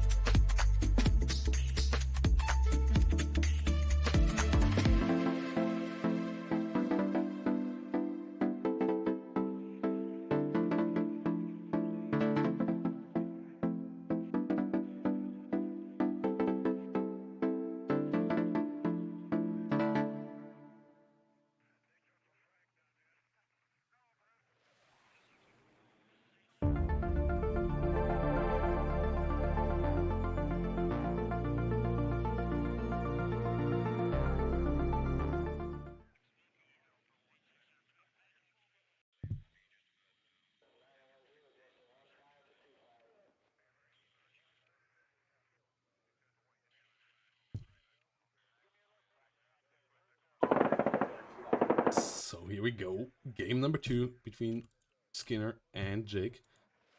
As Jake coming on the left side here with Motostrucky Maddie's Me 24 AA, a FOB, and 27th in general. We are on Vertigo in nice light, in the night ambience. But on the other side here we have 3rd US with some M1A1HAs, some M1 CPs around as well, couple of sniper rifles up front, and this is going to be interesting. Also guys, once more, shout out to the Fantasy League. If you want to have a bit of extra fun in this league season and you want to get a bit more involved with each match and your top players and their performances, your favorite players, check out the Fantasy League team. We already have a couple of teams signed up, a couple more that I will have to fill in later, where you can pick your team with 350 points, and then best performing team in the end, the player who picked the best team there will get a small reward as well. I still have to figure quite out what that is going to be, but it will be something like a Steam gift card or so. And yeah, you also can help supporting the prize pool of the tournament via matcherino by clicking the claim code button up here, 25 cents, or contribute directly. Thanks to Vlad for a $5 contribution here, getting us up to $38 already. Yeah, let's see how far we can get that up this season. And yeah, let's see how all of this goes down here. We have Spez Azredka coming up. We have a good couple of Motostrelkis here. 1 BMP3 already. The FOB, quite interesting. Seems like we might see a lot of rocket artillery. On the other side, M1A1HA from the get-go. Pretty interesting set as well, together with double Bradley as well. So the push of Skinner for sure going to fall into the north. Meanwhile, south, M150, O2, and stuff all coming in as well. A couple of sniper rifles here going into the center positions too, to allow this push to go on from the get-go. Let's see on the other side, Special Redka into the center. One Moderate Redka actually trying to go really far up north. And yeah, south also being controlled here by Jake. But a really small setup here in the north actually. Like, both sides not bringing that many units around here in this fight. So, this is going to be interesting. Stingers is the AA of choice over here. We have Phantom AA from the get-go. Might actually find the Mi-24. Finds a MiG-29 instead. Ooh, the Hind from the ground actually coming in there with the kill. Igla V there finding the kill onto the Phantom. Coming in with the clutch one. The Hunter becoming the hunted. As the Hind does play the owner reverse card there. Good kill for sure for Jake there. Nice start off into a fight with an air victory. Always feels good. Whilst holding on to this against this though won't be easy at all. We have some Conquerors M now being called in. Pretty necessary to deal with M1A1s. A good amount of snipers. TOW 2 here coming up pretty quickly as well. Whilst more Stingers coming in the rear here. But the helicopter is in the south, but Skinner just abandons the south for now. F4E cluster already being brought up as well. Okay, expecting T-80BVs here, I guess. None of those on the battlefield just yet. It could be good against the BMP-3 as well. BMP-2, Wild Target 2. Meanwhile, Special Redka versus Sniper in here in the center. Sniper rifles in the north doing a good job against the Motostrelky Maddies here in that building. Can they find the hit here on the BMP-2? Maybe even before they unload? No, it does miss actually. Motostrelky Maddies goes down, BTR-80 goes down. Tunguska and Igla trying to get involved. Tunguska finds the hit, Igla doesn't. It doesn't even quite get the missile out. Whilst we have more BMPs coming around. thanks for all the follows today once more, guys, to Rumi Dagdum, One Artist, Captain Curb, Justice Beowulf, Carlos, Seth, J. Goldberg. Yeah, welcome all to the community. Much appreciated. Follows on YouTube, on Twitch. Fire Team Dragon here pushes forward. Bradley's in a good spot as well. The Chunguzga does fall here. So the push in the north here for Skinner. Most likely gonna work out. Oh, cluster bomb against infantry? That's not what you want to do. 217 AT. Good smoke. Good last second smoke there. Sniper still in the fight here. Does actually win against the Spetsrat Redka. Ooh, but he has U-17 on the same time. Gets in a super important kill there. H.A. Abrams down. Really, really pricey loss there. The Stinger's not good enough AA here up north. And yeah, replacing that won't be easy. We have a quick fix helicopter coming in. CV tank could push in north maybe. No CV in the south yet for Jake. We have a TADBV coming up to the front. One A1 leader doesn't want to go over just yet. Quick fix moving around. Where's M rotating to the south as well? More M150s here. Has some cheap recon. Sniper is still getting involved as well. Bradley actually exploding there. Ooh, CV vehicle there, barely surviving. BMP2 getting involved from the north. Sniper doing a good job against the Motstrelki there. M1A1 finally rolling over the open ground, trying to get in there. RKHM being brought to the south to stop the tick. TADBV coming up as well. Quick fix, taking a lot of damage. Whilst Conquerors M with the side shot kill onto the Abrams. What a disaster here now for Skinner. Not rotating it around, rather just moving it back to the side, still showing side armor here. And the Conquerors M really doing what it was supposed to do there. Follow-up explosion of the ammo here. The Abrams completely cooking off. Meanwhile, we see a kill onto the quick fix as well. Devastating losses here for Skinner. That tank push looked really good, but the Conquerors here with another kill, another Bradley falling. Too many vehicles here just going down lately for Skinner. Down the Cobra getting a bit too close to the autocannon there. It might go down as well before it can do much. At least gets a stun there, so it might be able to bring itself into a safe position once more. Cluster bomber once more doesn't get a hit onto the BMP2. Oh, that's painful. Cobra needs to be repaired.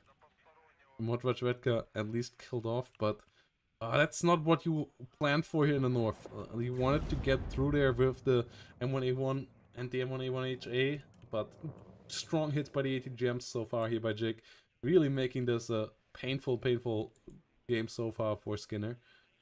Still on the +1, still has an M1A1 coming up. And a lot of units died here for Jake in the north as well, so the situation isn't a couple of minutes ago.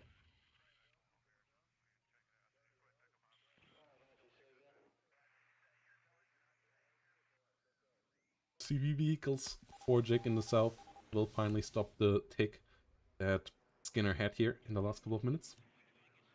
See an M1A1 coming up, we see a TOW 2 coming up. Couple more engineered dragons, M150s all rolling up there. MiG-29 flying high in the sky, Cobra being repaired. Fire Team Dragon slowly pushing over the open. M150 and the Bradley killing back here too. 3 pieces coming up. Helicopter using the FOB, and the FOB in the FSP, the forward supply point, in the long run could become a really important thing here in this game if it starts to resupply enemy artillery. Also interesting to see that, yeah, FATSIA here with the guided ammunition. Can be really strong. F-15 coming in against the MiG-29. Actually, not getting a missile on target, whilst the MiG-29 does get a hit. Unfortunate times for the Eagle here. Trying to disengage now as the MiG-29 not finding the hit there. But the Phantom now out on its own. Tornado in trouble as well. The Stingers here not finding a hit either. MiG-29s today really... there is something up with them. They're doing so well. Only ace pilots allowed on the MiG-29s today. Fireteam Dragon under fire. Being pushed hard. Most likely getting killed off here in a second. Sniper sitting around. M1A1CP. Oh, taking a dangerous round with the BMP-3 and the BMP-2 actually. But yeah, doesn't want to run into the Conquerors. Artillery finally on the battlefield to deal with the Conquerors. With an M109 here on the right side as well. Scouts and Ito holding out good vision here too.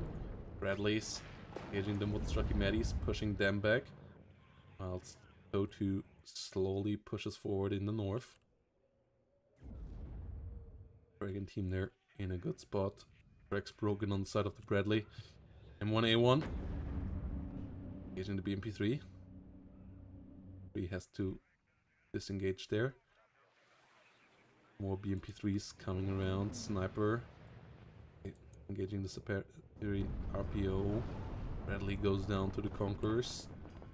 Sniper starting to do some real damage here. Superior RPO nearly stunned down already. Really good usage of the snipers here so far in this game. They for sure have been the MVP unit for Skinner. Gus goes down. Conquerors this time around not finding the hit. RPO close to going down. Fireteam Dragons here somewhat dangerous for the KDBV. Has to fall back. So yeah, good kills here for Skinner. Starting to stabilize the situation here in the north. BMP-2 going down. +1 situation at the moment for Jig though.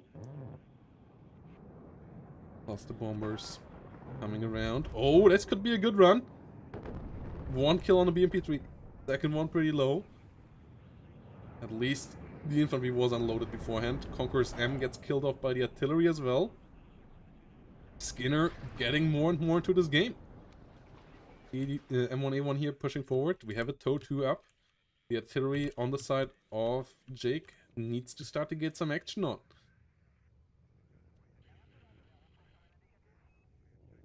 BMP-3 in real danger there. Does survive for now. Helicopter coming up in the north. SU-17 trying to come in with a kill against the CV again, and it does get the kill again. Absolute MVP unit on the side of Jake so far. It does go down, but it kills off another M1A1, another CV unit here falling. At least on the other side, Tunguska, Motostrelki falling as well here. Ural Snap going down on the way to the center too. So trade-wise, still not terrible for Skinner here, but losing the CV M1A1 still a bit painful. But in the end, TOW2 is in position all around. Good amount of snipers here as recon and damage dealers. Fireteam Dragons can be annoying for all the light armor as well. So still Skinner getting into a good spot here. Issue is to get more points. Skinner either has to get here or has to get here, which is both not an easy task, as the fortress in the south by now is somewhat real here for Jake. Some artillery play, maybe some bombs would be necessary to open that up. Motostrelki Medis under fire, getting killed off. Good kills there. Fireteam Dragon and Dragon in the north going down as well, but the trades are still okay here. Just has to be careful to not lose too many units to these helicopters and units in the open. Stingers starting to text the helicopters, both of them damaged. Both of them will survive though. Good reaction there from Jake, pulling them out immediately, using the basically unlimited supply for now that the FSP does allow for, and getting the helicopters back there, repairing them, bringing them back later. M109s trying to deal with the Igla. As the Cobra does go down to that. It's a bit painful. TOW2 not able to deal with the KDBV. Spencer Adretica there. Starting to put damage on it. Sniper and TOW2 over here going down. And Jake really getting some insane list of kills here in short succession. The helicopters helping out. All the infantry here being broken. The defensive position of Skinner that looked really good 2 minutes ago now looks quite vulnerable again. A good back and forth here between these two players. Strong game from both sides with a couple of curveballs being thrown at both, but they react to it quite nicely. And yeah, Jake with some great play here, making the life for Skinner in the north once more quite uncomfortable. At least the Tunguskas all have been killed, so the Tornado here with potentially good chances of getting good damage in. Strela 10M now being brought up. M150 here, potentially finding the BMP3. Yes, it does. Good spot for that unit. Whilst the Cluster Bomber gets a kill in the south. Onto a Strela 10M actually. Tunguska not able to find the kill. Igla getting some more damage in, but the Cluster Bomber still alive. Will be out for a while though. F-15 versus MiG-29. Once more happening over here. The AA in the center though, both dangerous for the Eagle here. So it can't just chase the MiG-29 down here. Infantry fights in the north, M1A1 getting involved against the TADBV. Both sides disengaging there after being hit once. Tornado actually diving now. Getting behind the MiG-29, getting a hit, getting the kill. Risky maneuver, but does pay off. Yes, Tunguska can be scary, but the MiG-29 wasn't able to engage the F-15 there, and also did do a bad turn there. Should have been further in the rear. And yeah, good pounce there by Skinner. Getting the MiG-29 there. Taking a bit of a risk. If the missiles of Tunguska would have forced the F-15 back, then it could have been a reverse potentially, but playing with the high ECM of the F-15, playing with the strong missiles, and yeah, taking a good kill there. ADBV pushing forward, followed up by a BBK, getting hit by the M1A1 first, but both T-80s here able to engage now. M1A1 at least supported by an engineered Dragon, but only a Dragon 1. It does a lot of stress, it doesn't get the kills though, so the M1A1 there will have to be careful. More units coming up, including some more ATGMs, more engineered dragons actually as well. Helping out with some more stress damage there. Bradley's pushing forward in the middle. Motostrelki RPG on the fire. Fire team and snipers pushing up as well. Artillery hitting the engineered dragons hard. Once we see some more of them coming around here now. Saperi RPO not able to get on top of it. Doesn't have any AT. M35's coming up. Saperi RPO under fire. Really taking damage here now. That's MiG-23 in the north. Gets the kill onto the Phantom. Eagle out for it as well though. Together with the pivot and the Stingers. Something should get the kill there. Yeah, there we go. Strelas not getting a hit. One of them actually hitting the mountain in front of it, damaging itself there. Motostrelki and Saperi both going down as well. So Skinner holding out on the point for now. Getting an Apache around here as well. Have to be a bit careful though, as the Tunguska is in range and the Apache immediately goes down. Yeah, that's not how you want to play those. It should have stayed back here, I think. And because the Tunguska was known, so pushing into that. Bad play by Skinner, losing a super valuable unit. Those Apaches can be devastating for T-80BVs. But yeah, Tunguska's Strela 10Ms, both great anti-helicopter units as well. So that didn't end so well. M109 firing onto the Motostrelki. Jake realizing that quite quickly, moves it out of the way. So not too much damage gonna be ending up on that unit. Fireteam Dragon not in the spot to find any kills here. White 50 and Bradley's still around as well. BRDM going down in the north. Next we have BTRs opening up against the TOW 2. Oh, TOW 2 on the other side. Stunning the Charlatan. Not finding the kill. We have a couple more helicopters here, once more in the middle for Jake. The AA on the other side, not amazing. We have a Stinger and a Pivot, which are good units, but only 2 of them around. And 109's being active. Bradley's coming in. Yeah, the trade's still decent for both sides. The situation still being a bit more stressful though for Skinner, as Jake is closer to their zone and having pressure on their zone compared to the other way around. Though a couple of good kills up north here, and then it will be Jake again who would have to defend the rear zone here. Just that the pressure on the south currently not working super well, but we see some changes to that now as well. M1A1 and a Bradley, together with some aero rifles and some fire teams coming up. Phantoms and Eagles. Oh, the Eagle not diving for it, rather waiting for the MiG-23 to come around. Should be able to find a kill there. Yes, it does, but the Phantom goes down on the other side. Both helicopters being landed to prevent them being shut down there. Over here, you see the death of a helicopter. M1A1 now pushing up against the Motostrelkis though. Getting some shots over here as well. Motostrelki being gunned down. M1A1 getting a bit more stress damage out. Eagle should be careful. Goes down actually to the Tunguska. That's a big loss. You don't want to lose the Eagles like that. That was a misplay for sure. Tunguska really potentially upcoming MVP unit here for Jake.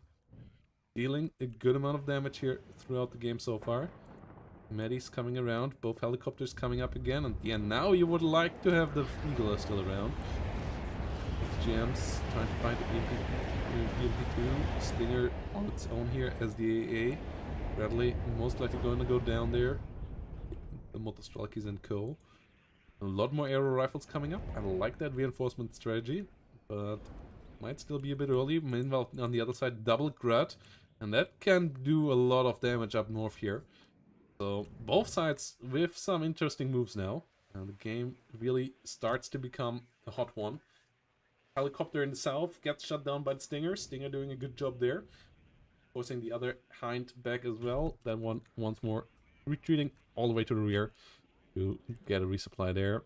TOW 2 here in danger. In the center, Akatsia and the Gruds now. Dangerous artillery park there for sure for Jake. But at the same time, the south potentially in trouble. Blackhawks may be going a bit too deep though. Will fly over the BTRs. BMP2 might be able to get involved as well, and the Eagle as well. So at least one of these most likely going to go down. Yeah, Eagle from center getting a shot of as well. I should have unloaded back here and then marched around. Especially as they're unsupported right now on this push, leaving these air rifles really out there to die. Both being routed now.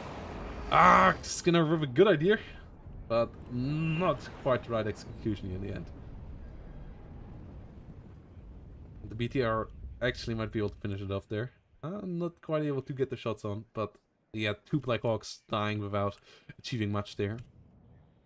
Well, I guess they at least showed off where the BMP2s and the BTRs are, so both of those dying. So it's not completely devastating there, but not great in the end anyways. Blackhawk now being rotated a bit differently. Abrams actually being stunned down as the Hind here comes around. Pivot tries to get the kill. We have an F-15 in the rear. North still being stable. The Gruds being out there to try to get a shot off onto something as well. Guska being rotated around, M109s won't find it there. And we need a CV in the south here for Skinner to potentially capture this. This position now is really vulnerable, but you have to really push into it. Pivot went down, so another unit here lost for Skinner. And the northern situation looks actually more and more decent here for Jake again. Landing up a good amount over Zvedka. Ruts now firing up into the north. Will for sure finish off the Engineered Dragons. Pivot goes down. BMP2, oh, VDM, not firing. We have the Conqueror's M here as well. 35 supply, most likely gonna go down to that. Scout unit coming around. Guska pushed further forward. Volkimedes getting killed off in the south though. CV really necessary here for Skinner. MiG-29 tries to get a shot off. This is one of the more interesting Vertigo maps fights we have seen so far for sure. We have a lot of action in the south and the north. Lately we have seen a lot of matches where everybody just played here, and I think that's a mistake for at least one of the two players. Like, playing a bit more in the south can really pay off, and this time around both players are somewhat active there, though obviously the focus still lay around north at the beginning, which makes sense, makes total sense, but I like the counterattack here by Skinner here in the south now. I don't like the attack in the north so much though. M1A1 being cooked off, dragons being killed. I don't know what Skinner's idea was here. Running right in there when Jake pushes up with units as well, losing a lot of them. And Jake most likely on a good way to capturing this point in the north now, pushing Skinner to push in the south. The cluster tornado, the F4 Phantom there, with some decent damage but no kills. Engine destroyed at least onto the T80BV. Oh, good kill on the CV with the M901 here. Good side shot with the Engineered Dragons onto the second T80BV. Good kills here. Might lose the point here, but could win the point in the south. And then with the T80BVs killed off, I don't think there is a way for Jig right now to instantly jump into the rear zone here, especially with an Apache coming around as well. Well, that once more has to be careful with Strelas. Maybe it could be better in the south, though there's the Tunguska here as well. No CV still for the south though. That's a problem for Skinner. At least killed off the one in the north before it could come in as well. BTR-80 gets killed off. Ward 9 and 901 trying to come around once more. BRDM pushing forward. BGM flying once more. What's the BMP2? No, towards the Strela actually. Killing that off. That's a nice kill as well. This M901 really doing a fantastic job here as a little relatively affordable ATGM vehicle. Engineered Dragons pushing forward. Still no capture vehicle for the south here. Still not enough AA for the south here as well. The helicopters here actually doing a fantastic job for Jake once more. In the north we have the Apache. Going ham, Strela 10M not in position to deal with it. With the Strelakis being pushed back. The M150 in the north with its 50 cal getting a nice kill as well. T80BV has to be evacuated. Both sides here still taking losses. Helicopter actually under fire by a Jeep with a 50 cal. Didn't spot there at first, but it should be able to beat. And there we go. Stinger coming in, Chaparral coming in, Pivot coming in. And Skinner still holding out here. The BBK finally finds the push into the zone though. Finally gets in there. Whilst we have a Strela 10M3 pushing via the open as well. Akatsia trying to kill the TOW 2. There we go. At least pushing forward. Artillery landing all around as well. Ito. Not finding the kill there, but infantry at least pushed back. +2 though now for Jake. And the helicopters in the south for Jake doing a fantastic job as well. Like, otherwise the south would have fallen a long time ago. But thanks to those Hinds rotating around nicely, getting out whenever they went low, and the AA of Skinner always being shut off a bit too easy. And the Hinds here really doing a fantastic job. Phantom now coming around against the MiG-29, gets the kill there, but gets killed off as well. Not the trade you want there, Skinner. Totally fine trade there, especially protecting the helicopter as well. For Jake, losing the helicopter now, though, might finally lead to the loss of the southern sector. Ito's in the north together with the Bradleys having a nice hold on that. The zone over here not super well defended either. CV finally on the way with an M1A1. Will arrive there a bit late to stop Jake from getting the lead here in this one with 80 points per minute, and yep, M1A1 still more than a minute out from getting here. On the other side, the two Gruts still dangerous combo. Helicopters coming in once more. Striking Medis trying to help out as well. You're all under fire though. All the units under fire as well. Pivot rolling in there to maybe give some fire support onto the Spetsratka 2. And 1A1s in decent enough numbers. White 50 engaging there. Pivot now coming in there with its laser. Once up north. ATGMs flying around. BMB2 gets shot down once more. Artillery trying to get some kills as well. The Apache here once more went down though. Not great micro on those here by Skinner. Air micro not perfect. Bradley goes down to the ATGM, and the push in the north might come a bit too early here for Skinner. Might come in before Skinner can take control of the south. And 901 is coming in here in decent numbers now. Ooh, SU-17. Trying to find the unit kills as well. +2 still going on here. Ito with a shot onto the BMP-2. Not getting the hit there. Team 84 missing against the BMP-2 as well. 17 in the sky, M109 getting ready for some shots. M901's coming around.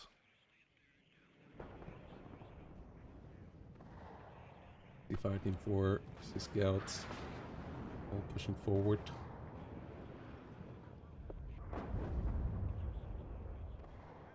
ADBV getting side-shotted by the Ito. Another clutch ATGM kill in this game. ATGM's really the most important kills here in this game so far for both sides.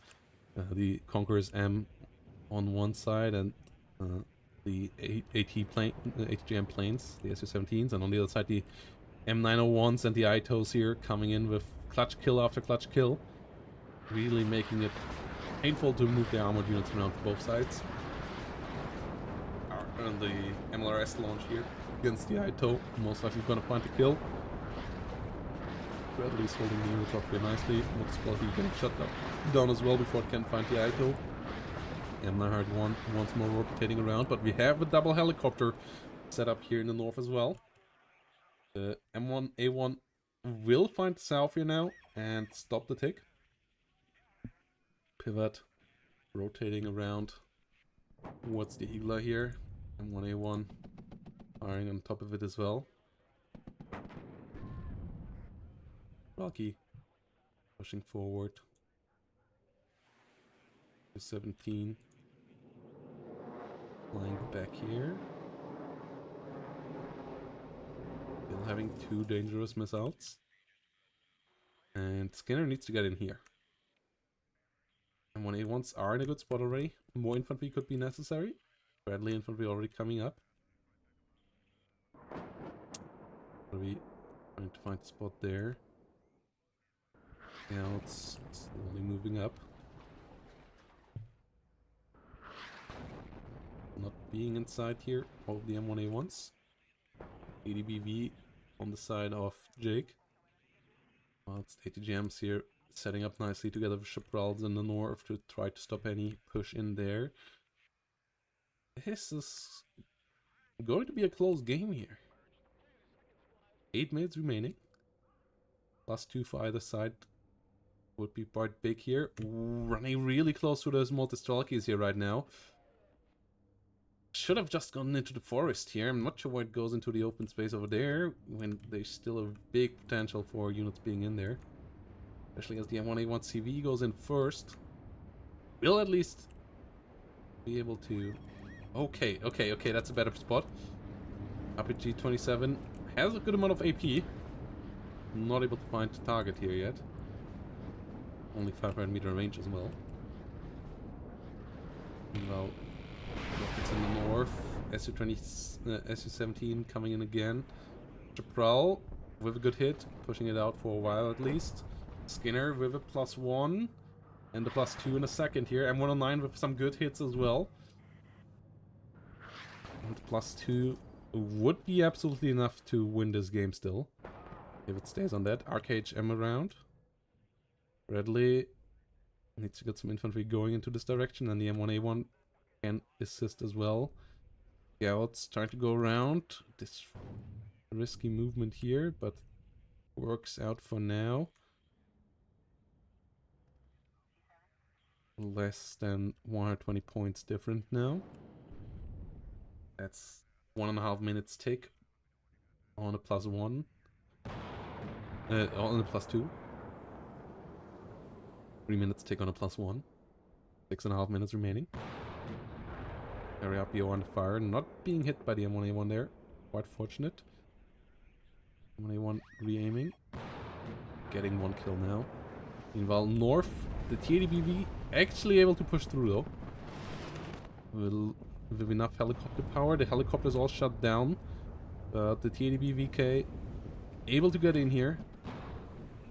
The +1 only for Skinner, and that will be over in a second as well. And no tanks to push this with. Only ATGMs here, Chaparrals have to be careful. No anti-infantry here either. The Motosvalkis actually could just run through this. The TADBVK at least gets cooked off, so it won't be able to push any deeper. But still not quite good enough here for Skinner, who will need to get a CV back in there. No CV on the battlefield here right now. Only 5.5 minutes remaining. +1 situation with the CV pushing in here in the south for Jake right now, and that might be good enough. That might be good enough. New CV needs to be brought in here immediately by Skinner with the next tick. You don't have much time remaining, and artillery needs to be firing onto this as well. Oh, the CV actually goes down. RKHM goes down, but Jake getting up there to nearly 100 points advantage.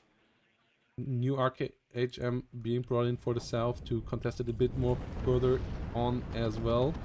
Vetradredka pushing it out with the RPG 26 here. Fire team helping out. Bradley's trying to come around. We could use some mortar fire here, but we especially need a CV for the north. There is no CV coming in here in the north. That's a mistake by Skinner. Skinner needs to smoke this off, this corner potentially, and this road with some artillery, or especially the mortars, like the mortars rotating north, building up a smoke wall, and then capturing the north would be a game winner here at this point by Skinner. As there's no CV moving north, with the CV still around here, the M1A1 that should be able to recover here in a second and come back forward. It would be a 2-minute tick, but only 4 minutes remaining, so it needs a fast CV now to actually even get in there. And if the RKHM can come in over here and contest it, and maybe even get a tick again for Jig, that might not be enough. Ooh, painful game here for Skinner right now.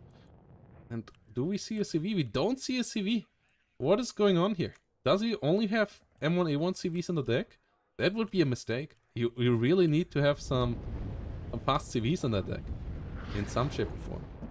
Can't just go M1A1 CVs. Like, they are decent. There are situations where they're great, but they aren't all-rounder CV. And you also don't get enough. You only get 4. So where's the CV? It's not here. That's too long of a time. Like, there's not enough time remaining with the next tick here, most likely. This is quite devastating for Skinner here. The M1A1 once more getting stunned here. The push with these vehicles actually working out pretty nicely as well. The RPG 27's all pretty scary. Motostroki Medis engaging as well. ADBV's pushing forward into the zone once more too. BMP3 once more gets killed, but it's Bradley's here now. It's not a... Yeah, you need to focus on the victory condition. That's the north. Is Skinner really out of tanks? Out of CV tanks? a lot of CV units with that. That's the only CV left. Yeah, it's GG. And even if a unit would come in with the next tick, it wouldn't make it to the front line again. So it's a GG in general. So yeah, we can just fast forward through this. This is a strong game by Jig once more. Just barely making it out this time around, but staying focused onto the win condition. Pushing the M1A1 here a bit back as well once more with stuns and hitting another +2, +1 here in to get the victory. Getting enough points here to avoid a draw as well, as the TDPV here gets hit by Itos. And we have 200 points advantage here now. We had another M1A1 CV actually coming in, but could have gone north 2 minutes ago. We have a CV mat there as well. It wasn't the lack of CVs that cost Skinner this game, it was just not bringing them in. Oh, that's a painful one. I think Skinner was in a really decent spot there in the end once more, but with some smoke mortar play, at least a draw would have been possible. And that, in the end here now, it's a 2-0 victory for Jake. No points for Skinner for the group stage, and that's obviously always a big hit already, as you need to have at least 3, usually 4 points to get it out of group stage, and not getting any here is quite rough for Skinner. Good for Jake though. Jake making a big step towards the group stage with this. And yeah, we will end the stream on this. Once more shout out, guys, if you want to join the Fantasy League and have a group of players that you cheer extra for, check out the Fantasy League document. It's down in the description below on YouTube, in the chat on Twitch, and yeah, you can just DM me on Discord with the pics of yours, and I will put you in here, and we'll have a reward in the end as well. Still have to figure that out. Also, yeah, matcherino around once more, guys, where you can add money to the prize pool by clicking the contribute button. We have a couple of stretch goals once more. Once we reach $200, there will be prize money for the 3rd and 4th place of Division 1. Once we reach $300, there will be a prize pool for the winner of Division 2 as well. Yeah, $25 prize there as well. We will add more once we start to reach these. And yep, thanks for watching, guys. We will send you over to another channel now. Let's see, is anybody else streaming WARNO? Oh yeah, Human Place is streaming WARNO, so let's send you over there. Have some fun there, guys. Thanks for watching, and have a great day.